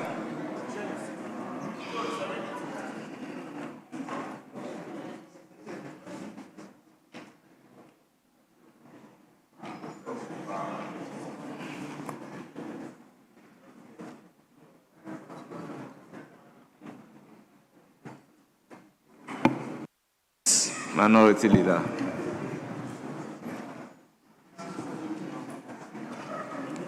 Mr. Speaker, the chief whip of the majority caucus is moving this house to consider the motion number 21. I must draw his attention to the absence of the Attorney General as well as his deputy. This is a new legislation that deals with professional legal education. Mr. Speaker, the minister or his deputy should be here. I would therefore humbly pray that we suspend proceedings on this, look at other items that we had agreed upon at winnowing, at conclave, and deal with them whilst he makes the effort to call either the Attorney General or his able deputy to come in here. Because, Mr. Speaker, he must give direction when it comes to the principles and the policy rationale on this bill. In his absence, we cannot make any serious progress on this, Mr. Speaker. And we all know that the practice has always been that when such, I said the practice has always been that when such bills are being considered, the sector minister, and for that matter in parliamentary language, the sponsor of the bill, must be present to guide, to lead, and to be part of the entire process. Mr. Speaker, I rest my case. Yes, let me hear from the majority chief whip. Speaker, first of all, there's no requirement that at consideration stage, the minister must be here before consideration can be had on the bill. It's a protocol we have followed. That is why, in the absence of the minister or sponsors of the bill, the main sponsor, a deputy minister, is often admitted to participate in the consideration. I would have agreed with him if we were debating the principles, but we have moved long past that. In any case, Mr. Speaker, I have reached out to the minister, the Honorable Attorney General. He's indicated that he will join us in no time. Yesterday we did it, he joined us sometime and left, and we continued. So, Mr. Speaker, I want to plead with the minority leader to disengage and to let us proceed, and the Attorney General will come and join us. The chairman of the committee and his able vice chair are ready.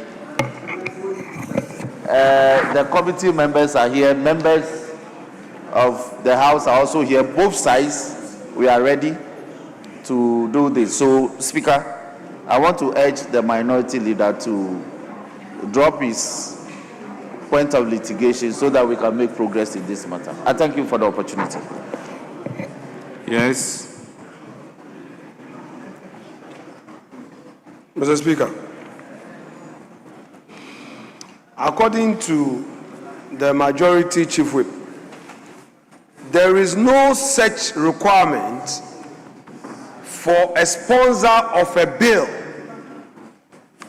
to lead the enactment process.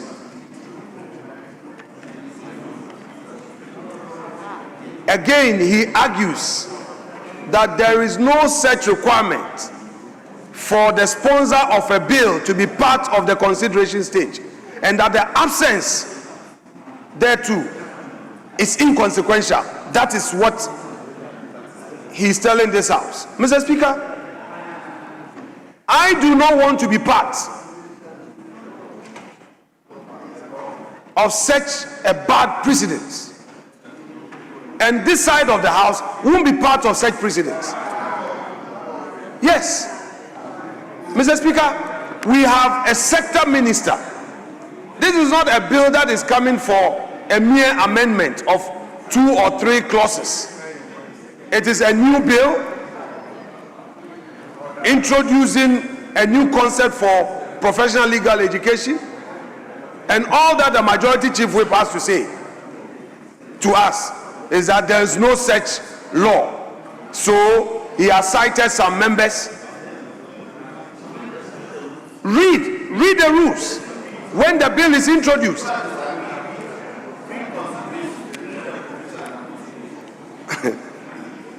Mr. Speaker, if you read the provisions in our standing orders, right from the start of the bill being introduced, the name of sponsor is mentioned. The sponsor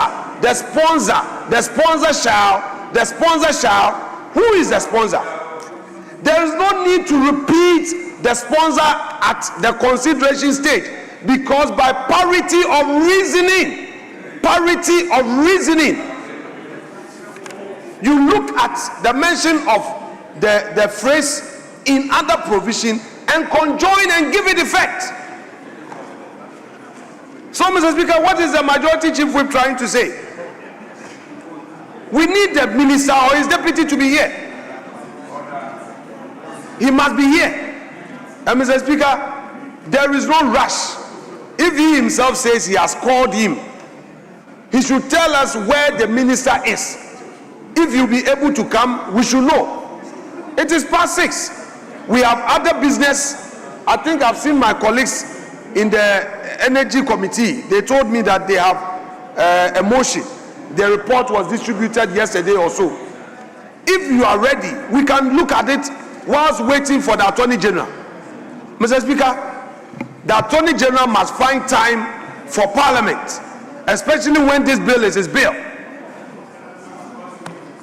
Honorable Minority Leader, with all due respect, Parliament is a place of record. The record of this House will show that as in minority, I have ever shepherded a bill by moving amendment as a minority member without the presence of the minister and the chairman of the committee. So this is not the first time a bill will be considered when the sponsor or the minister is not at the chamber. But the record will bear me out that again, we have shepherded a bill throughout the consideration stage without a minister, and when we got to the third reading, the minister indicated that owing to the volume of amendment to the bill, she is not coming to move the third reading of the bill. But this House agreed with the then majority leader that he should go ahead and move the motion for the third reading of the bill. That has been done. So for me, it will be very novel to say that because the minister is not at the chamber, Parliament sees with the jurisdiction to do consideration of the bill, will not do the consideration of the bill. So that parliamentary work regarding passage of law should be at the behest of the minister. When the minister decides not to come, then it means that the work of Parliament must stall. So with all due respect, by practice, we are masters of our own rules. So I have seen it happen severally in this House. And myself, it's a test case. Moving an amendment as a ranking member in the absence of the chairman, the vice chairman of the committee. And the passage of law, I did that because passage of law have no respect for a political party. The law governs the entire nation.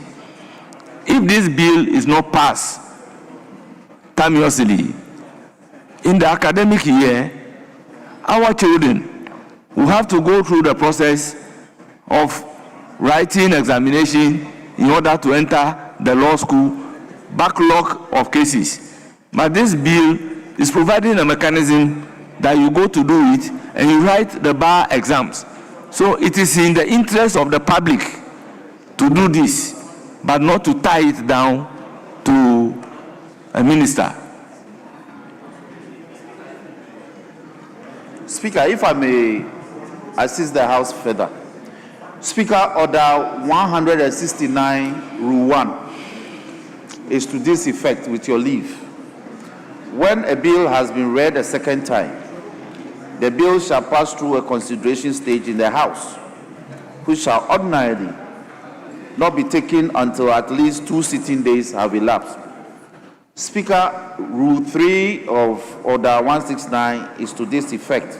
At the consideration stage, A, the maid shall stand tilted before the table, and a member may speak more than once to any question proposed. B, a member may sit at any seat convenient for the purpose of participating in the consideration stage. C, the House may effect such amendments as the House considers necessary, except that the amendments including new clauses and new schedules shall comply with the following. I, The amendment must be relevant to the subject matter of the clause to which the amendment relates. II. The amendment must not be inconsistent with any clause already agreed to or any decision already taken by the House. And III. The amendment, if not intelligible without a subsequent amendment, notice of the subsequent amendment will be taken. So, Mr. Speaker, there's no requirement. It's just by practice. So for the minority leader to insist that until the sector minister is here, business cannot be conducted at consideration stage, is actually in breach of the law, of our procedure. He must desist from his insistence, because his insistence is not borne out by the rules. No, he is not insisting. He is amenable. Mr. Minority Speaker, leader, you are amenable. Mr. Speaker, I'm guided. Mr. Speaker, you put it right, and I appreciate that. Mr. Speaker, but let the records reflect this, that if indeed this bill has any urgency, then it is expected that the Attorney General must give it attention by being in this chamber. Mr. Speaker, it is not as if the argument is that in the absence of the Attorney General, Parliament cannot do its work. That's not what I'm saying. What I'm saying is the Attorney General, being the sponsor of the bill, must be here to shepherd the process. Mr. Speaker, he is the sponsor and he knows the urgency of it. If our school children need to write entrance exam and they have to go to a law school and all that, he knows this. He has to be here to see to the quorum and all. He has to be here to guide the process, enrich knowledge, and appreciate industry. He's not here. So, Mr. Speaker, it would also be a bad practice to say that at the consideration stage, the law does not specifically mention sponsor. But what the majority chief whip conveniently forgot, and emphasis conveniently forgot, is that in reading a piece of legislation, you don't read them in isolation, disintegrate the law, and give meanings of convenience to the law. The purposive approach to interpretation, as taught us, did not say that read the law in isolation. Mr. Speaker, he and I passed our exam. We passed the exam. We were called to the bar. We were taught how to interpret, how to read the law. Mr. Speaker, if you go to Order 160, Order 160 makes reference to a sponsor. Mr. Speaker, it deals with bills. It talks about the process of introducing the bill and makes reference to sponsor. Once that has been introduced, there is no need to again mention it in 169, because there's a fundamental position that has already been taken. Mentioning a sponsor at 160 is fundamental. Mr. Speaker, if the chief whip wants to litigate, there will be litigation. But if you would follow the path that you have introduced, we will make progress. Go and bring your Attorney General. Honorable Minority Leader, I beg to differ. I indicated that Parliament is a place of record. Whatever we do is recorded by the Hansard. And for you and I, with our position, we need to adhere to the law. Order 160 that we refer to reads, a sponsor may submit a bill to Parliament without publication in the Gazette, where the sponsor of the bill considers the bill to be of an urgent nature. Until a bill is introduced in Parliament, it's not the business of the House. So it's the business of that sponsor. But as soon as the bill is introduced in Parliament, then Parliament is now seized with the jurisdiction to deal with the bill. So before the introduction of the bill, the rules could not refer to any other person but the sponsor. So rightly, in Order 160, the use of the sponsor is right. But that does not suggest that after the introduction of the bill, particularly at consideration stage, the sponsor must be present at the time that the bill is being considered. So I ask myself, in the 8th Parliament, what happened before I was moving amendment to pass laws in the interest of Mother Ghana, in the absence of the ministers, the chairman, the vice chairman of the committee. So it's the same law that we are making in the interest of Mother Ghana. So with the same spirit, we can even get a member from the minority to be proposing the amendments. Mr. Speaker, you are right that at the consideration stage, there is no mention of the sponsor. But Mr. Speaker, what I did was to invoke the rule of prudence. That I invoke the rule of prudence. Prudence. Mr. Speaker,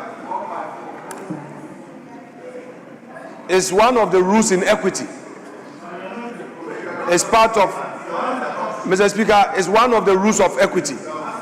And you invoke them in a parliamentary jurisprudence, the nature of which we find ourselves, to argue that it will be prudent to have the Attorney General in the chamber to guide and shepherd the process, although 169 does not expressly provide for same. Mr. Speaker, procedure and prudence, when they clash, procedure give way to prudence, and we know this.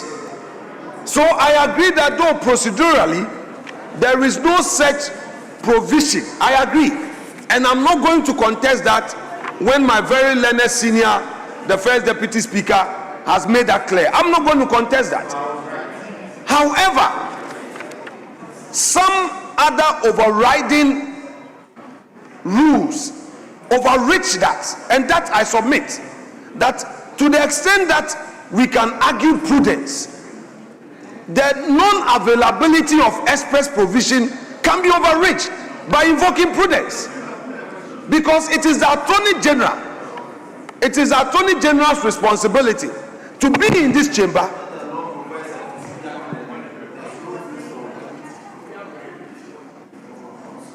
Mr. Speaker, the Attorney General has a duty bona fide to be in this chamber in respect of this bill. The Chief Whip himself says that the Attorney General was called. He does not tell us what the Attorney General is doing outside of this Parliament, or what is preventing the AG from coming here, whether he's holding a press conference or doing something somewhere, we don't know. Honorable Minority Leader. Mr. Speaker, I would rest my case. Yes. But I also want us to yes, Mr. Speaker, look at the argument in line with Article 93(2). Very well. Which vests the legislative power in Parliament, but not in any minister. Yes, 93(2). I can read. Subject to the provisions of this Constitution, the legislative power of Ghana shall be vested in Parliament and shall be exercised in accordance with this Constitution. It never vested the legislative power in any minister. but it is vested in Parliament. And this is Parliament to do consideration of a bill. So no jurisprudence can oust this power. So we should be careful not to place our legislative power to make law at the instance of any minister. It would have been a very bad precedent. So, honourable members, the legal education, yes. Mr. Speaker, I will plead with you. Mr. Speaker, I will plead with you. Let us have just 5 minutes suspension and consult, please. No, Mr. Speaker, it's for a good reason. Just 5 minutes suspension, not more. Let's engage and come back. 5 minutes suspension. Honourable members, if the leaders want to engage, I have no option. So I will grant exactly 5 minutes suspension to enable the leaders to engage. Is accordingly suspended for 5 minutes.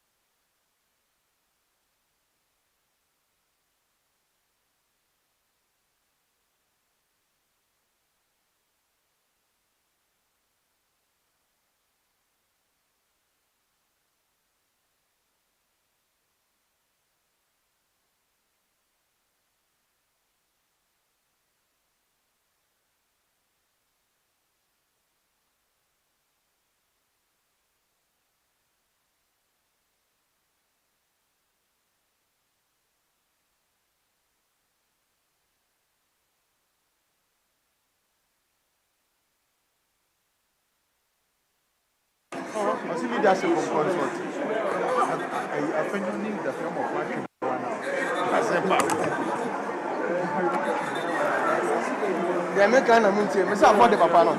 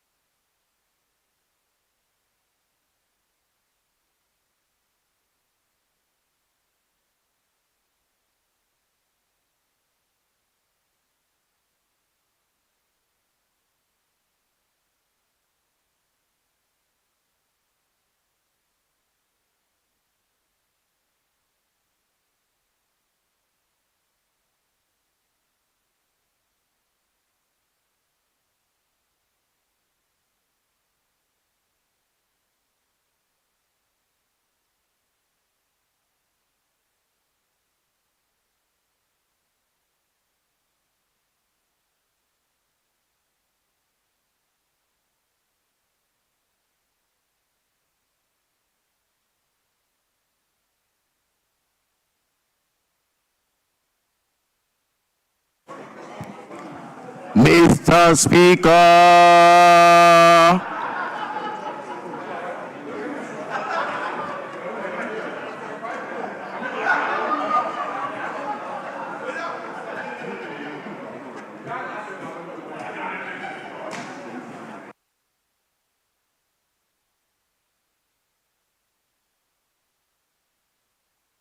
Yes, honourable members, welcome back.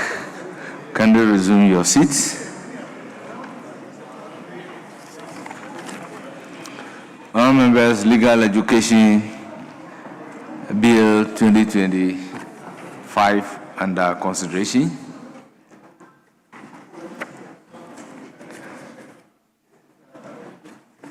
Honourable members, I understand we did up to clause 27. And I believe they put a question on clause 27.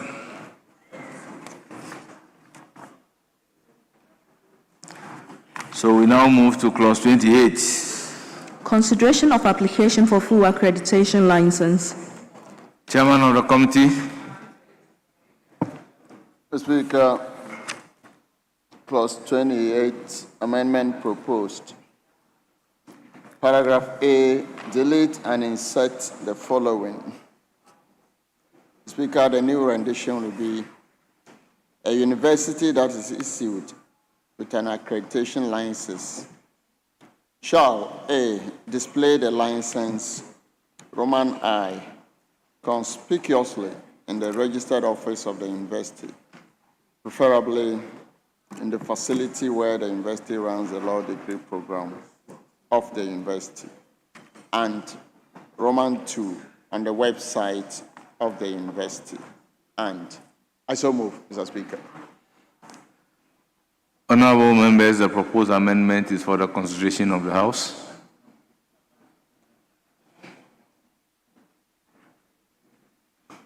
Honourable members, I'll put a question. As many as are in favor of the proposed amendment say aye. Aye. Those against say no. Honourable members, the ayes have it. The proposed amendment, item numbered 1 at page 12 of today's order paper, is ordered to stand part of the bill. Honourable members, I will then put a question on the entire clause 28. As many as are in favor of clause 28 standing part of the bill say aye. Aye. Those against say no. The ayes have it. Clause 28 as amended is ordered to stand part of the bill. Clause 29. Issue of full accreditation license. Chairman of the committee. Mr. Speaker, amendment proposed. Add the following new paragraph on the website of the council. Mr. Speaker, a new rendition will be: the council shall, within 14 days after issuing an accreditation license, publish the name of the license, A, in the Gazette, B, in at least one daily newspaper of nationwide circulation, and C, on the website of the council. I so move, Mr. Speaker. Honourable members, it is for your consideration. Honourable members, I'll put a question to Chairman's amendment. As many as are in favor of the amendment proposed by the Chairman to clause 29, yes. Speaker, with respect, we seem to have so many documents. Which of them are you pursuing? Because we have a 20. It was a subtitle. Honourable Chairman, because the winnowing committee has worked on the bill, indicate the clause by the old rendition and the one done by the winnowing committee, so that members can follow. Very well, Mr. Speaker. Mr. Speaker, clause 29 on the order paper. That is this 29 is publication of accreditation license, and that is also 29 on the original Legal Education Reform Bill. Yes, yes. So today what we have, the numbering here matches with the original bill. Absolutely. So then the corresponding number in the Winode document for 29 is actually 31. Publication of accredited. Yeah. Okay. So I would accordingly, per Mr. Speaker's directive, mention the two as we move. You need to have the original Very well. so that you be guided. Speaker, with respect. So, from what the chair just said, I want to know from him, because I have the two documents. I have the publication of accreditation license as 29, and I have publication of accreditation license as 31. I also have that. Now, the amendment you are effecting now is in respect of the 31 being the Winode document. That's what I'm saying. That one has A, B, and C, which is on the website of council, the new subclause that has been introduced, correct? Right. Mr. Speaker, I think we are on the same path now. So the C is the additional provision that is being added, but is being integrated into the winnowing document. We are giving ourselves this particular trouble because, for me, once the winnowing committee has agreed, what members should be proposing the amendment to is what the winnowing committee has brought to us. So this confusion wouldn't have been there.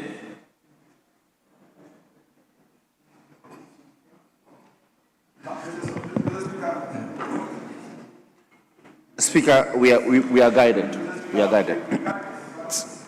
Yesterday, there is an issue that Honorable Cheya Samoa is just bringing to my attention. I think, no, we dealt with that we agreed to do 1 year.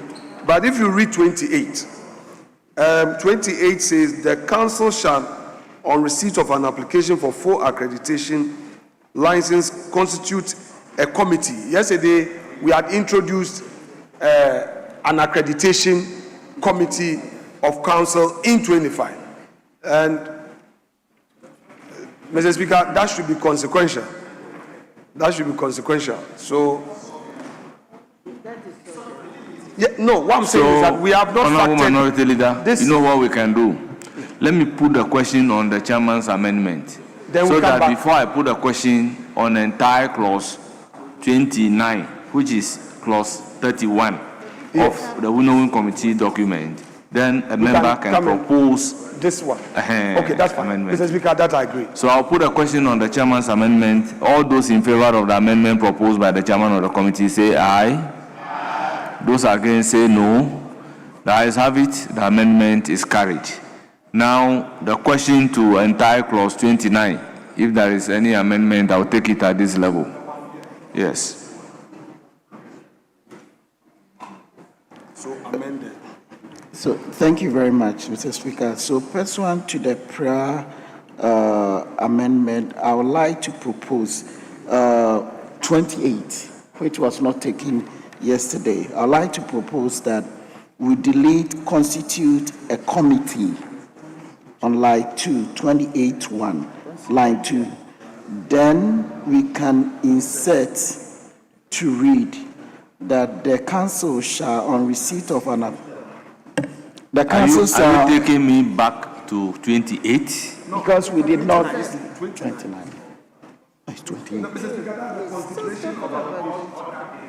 On the other paper, 29. No, I put a question already on 28.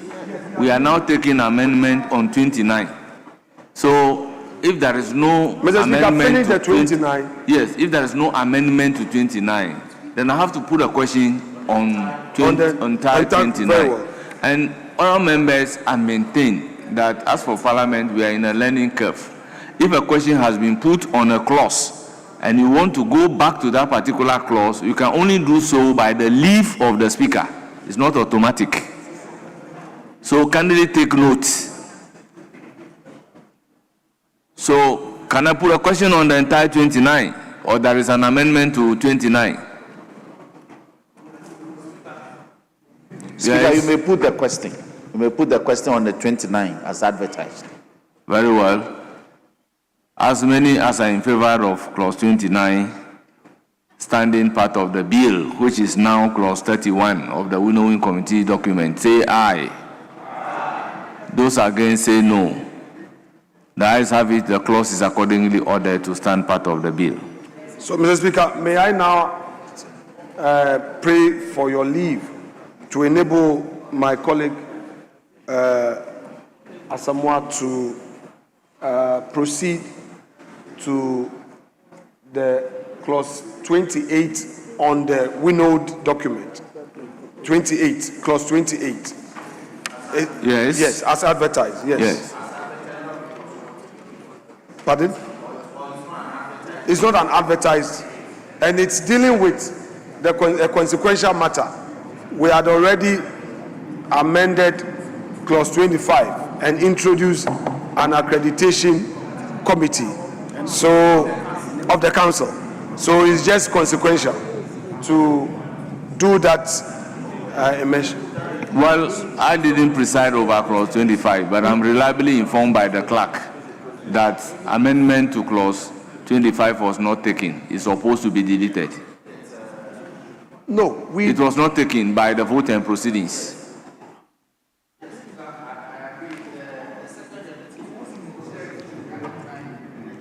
Speak into the microphone.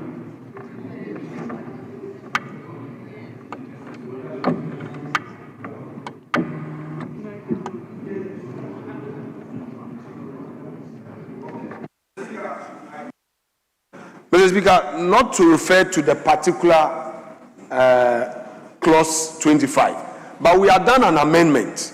I just don't want us to bring any controversy because time is fast spent.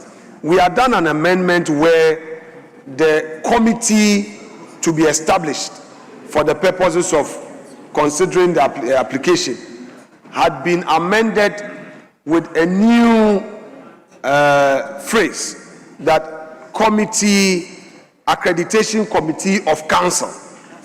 So that's 22. Yes, Mr. Speaker, that is 22. In the vote and proceedings, it's captured as 22. So this one is just consequential. What Honorable Asamoah is proposing is that since it's the same duty or mandate. So I intend to direct the drafters to carry out all the consequential amendments. The drafters, you are hereby accordingly directed to carry out it is all so, the but there's consequential one more amendments. phrase to transmit. Yes, Mr. Speaker, let him do the full rendition so that the draft person can listen to it and capture it accordingly. You are saying that it is consequential to clause 22.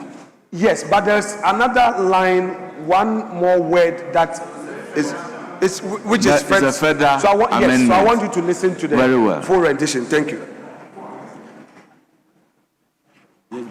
Okay. So I propose that. So first, the new take me to rendition. the clause that you are amending. Yeah, since we have passed 28 that. of the incorporated document. 20, Yeah. 28 1. The council shall, on receipt of an application for a full accreditation license, transmit it to the accreditation committee to conduct an evaluation of the university that seeks to offer or provide law practice training. Yeah, it's accreditation committee. So this one.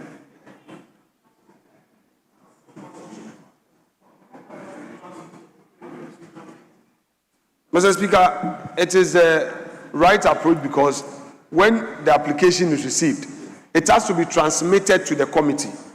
The committee here, we define it in 22 as the Accreditation Committee of Council. So it's nothing new. All that our colleague is now adding is that transmit.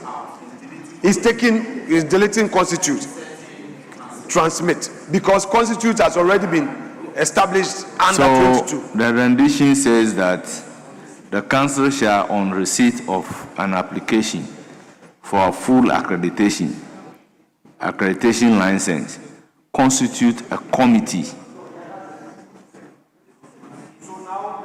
The new rendition will be: the council shall, on receipt of an application for a full accreditation, transmit it to the Accreditation Committee of Council.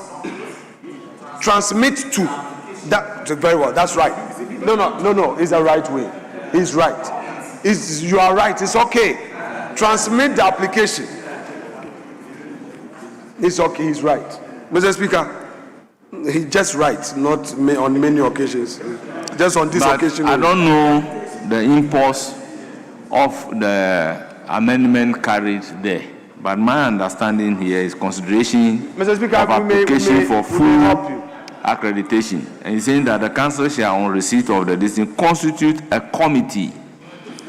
Are we saying automatically this committee should be an accreditation? Yeah, Mr. Speaker, that was a consensus reached with the Attorney General and the majority leader and all of us yesterday. Okay. That we should now define it shouldn't be an ad hoc committee, but it should be a standing committee defined, and that committee is the accreditation must committee. take its powers from council. So the direction that I've given to the drafters, Right. to carry it consequentially, still stands. So, but Mr. Speaker, let us get the full rendition. Yes. Right. We are so instead that of the council constitute, shall, on receipt of an application for a full accreditation, transmit the application to the Accreditation Committee of Council. Then the rest follows: to conduct evaluation of the university that seeks to offer or provide law. By your amendment, you are deleting the license, because it's a full accreditation license. I thought you are It's only included, Mr. Speaker. That is included. But your rendition doesn't include it. Mr. Speaker, I heard. Very well. You have made it. Very well. You have gotten it. So Very let's well. the So you are transmitting. deleting constitutes Yes. a committee. To substitute it with accreditation committee. Yes, that is so. Very well. Accreditation Committee of Council. That was what we agreed on here. That Yes. one. Accreditation Committee. Okay. Yes, Majority Leader. Majority Chief Whip. Speaker, the standard phrase we use in this house is refer. So instead of transmit, yes, if doctor can, so that, yes.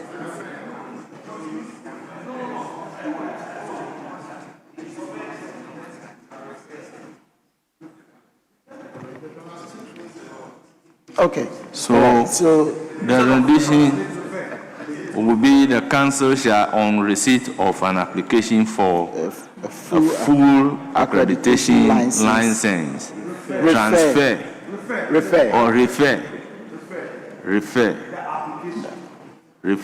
the application to the accreditation committee to conduct an evaluation.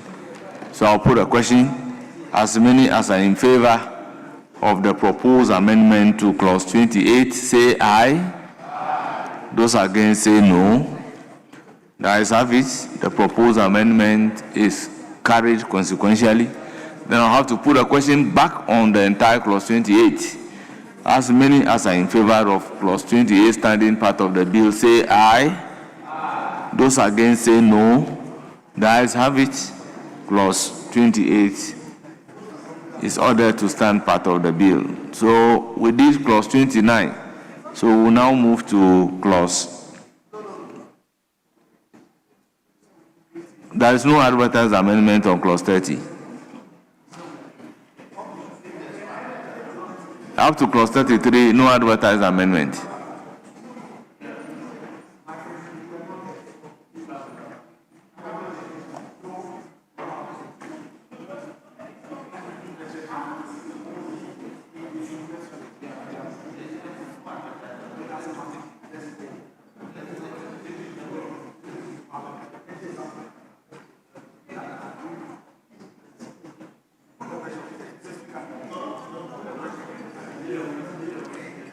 Chairman of the committee, any proposed amendment to clause 30? He's going back. It's 28 as amended. We'll also need consequential amendments to 28 2B. Oh, make reference, you see, Chairman of the committee, I always admonish, for the purposes of the journal, move the amendment, because we have given this trouble to ourselves by way of defeating the purpose of winnowing. Because if a bill is referred to a winnowing committee, and the winnowing committee has worked on the bill and came out in this form by integrating the proposed amendment, agreed amendment as proposed, and we are coming to move those agreed amendments on the floor again, and we are just giving ourselves a problem. Mr. Speaker, this is different. It's because we changed, because we did... No, I'm talking about moving the 72 amendments again. So we have already... Going by the order paper. Oh yes, appreciated. Appreciated, Mr. Speaker, but would you just let us take this? Yes, so... The 28.2 says, the committee constituted under subsection 1. We don't have a committee constituted under subsection 1. So that's that's what I want to avert your mind to, Mr. Speaker. Yes. Yes, so you can move that amendment. Yes. Indeed, we have directed the draft to tidy it up, so they will. So okay. I believe that. Yes. So now, clause 30. Chairman of the committee. Display of accreditation license.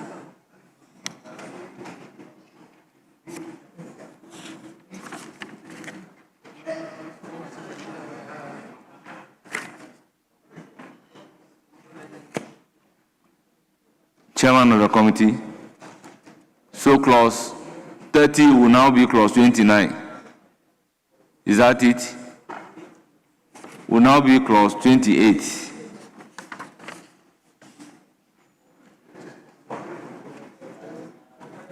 No, we just did 28. Mr. Speaker, from 29, we don't have 30 amendments. No amendments. My brother, if you don't have any amendment to clause 30, say so. No amendments, Mr. Speaker. Very well. It is for the consideration of the House. As many as are in favor say aye. Those against say no. The ayes have it. Clause 30 is ordered to stand part of the bill. Clause 31. Publication of accreditation license. Chairman of the committee. Mr. Speaker, no advertised amendment. It is for the consideration of the House. There's no advertised amendment.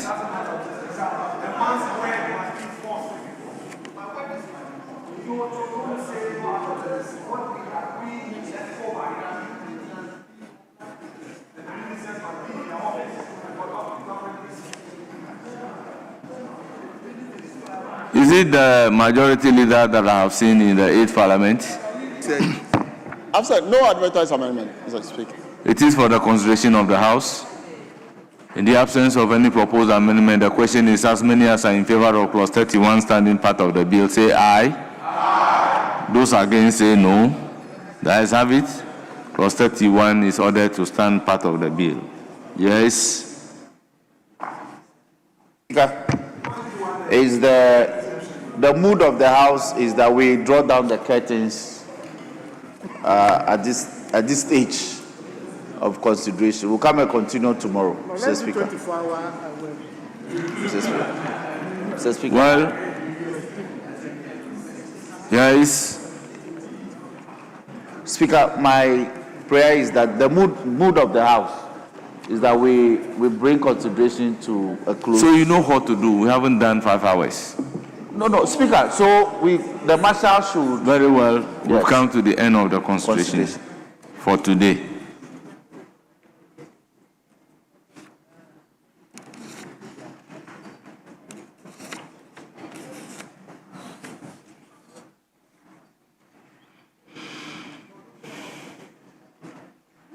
So please, majority. Speaker, it's exactly 7 p.m. But we didn't start exactly at 2 p.m. So we haven't done 5 hours. So, Mr. Speaker. But there's no Muslim here, so... Please. Mr. Speaker, on that note, I move that in the absence of any further business, we are adjourned till tomorrow, 2 p.m. to come continue business. Mr. Speaker, I so move. Well, motion move any seconder.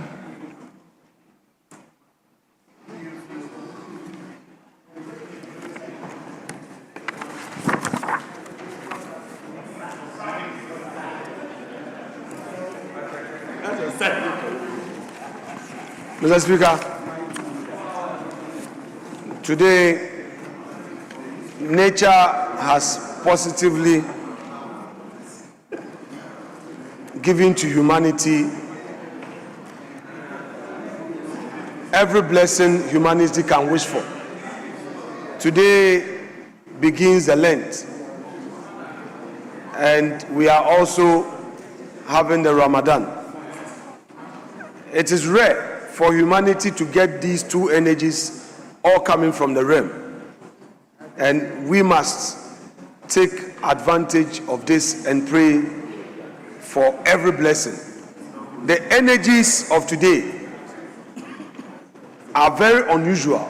These are very positive energies that Muslims are praying, Christians are praying. It's a day of a lot of good tidings. So, Mr. Speaker, we should take advantage and rededicate ourselves and pray for our country, Ghana, that things will go well for our country, because the blessings are so overwhelming. We should tap into the energy, and I'm sure God will not let us down. Mr. Speaker, that said, I want to second the motion moved by the Majority Chief Whip for us to adjourn proceedings until tomorrow, 2 p.m. Honorable Majority Chief Whip. Next time, add that to your application. Motion moved and seconded. It is for the consideration of the House. I'll put a question. As many as are in favor of the motion for adjournment, say aye. Those against, say no. The ayes have it. The motion is accordingly adopted, and the House is accordingly adjourned till Thursday, 19th February 2026 at 2 o'clock in the afternoon.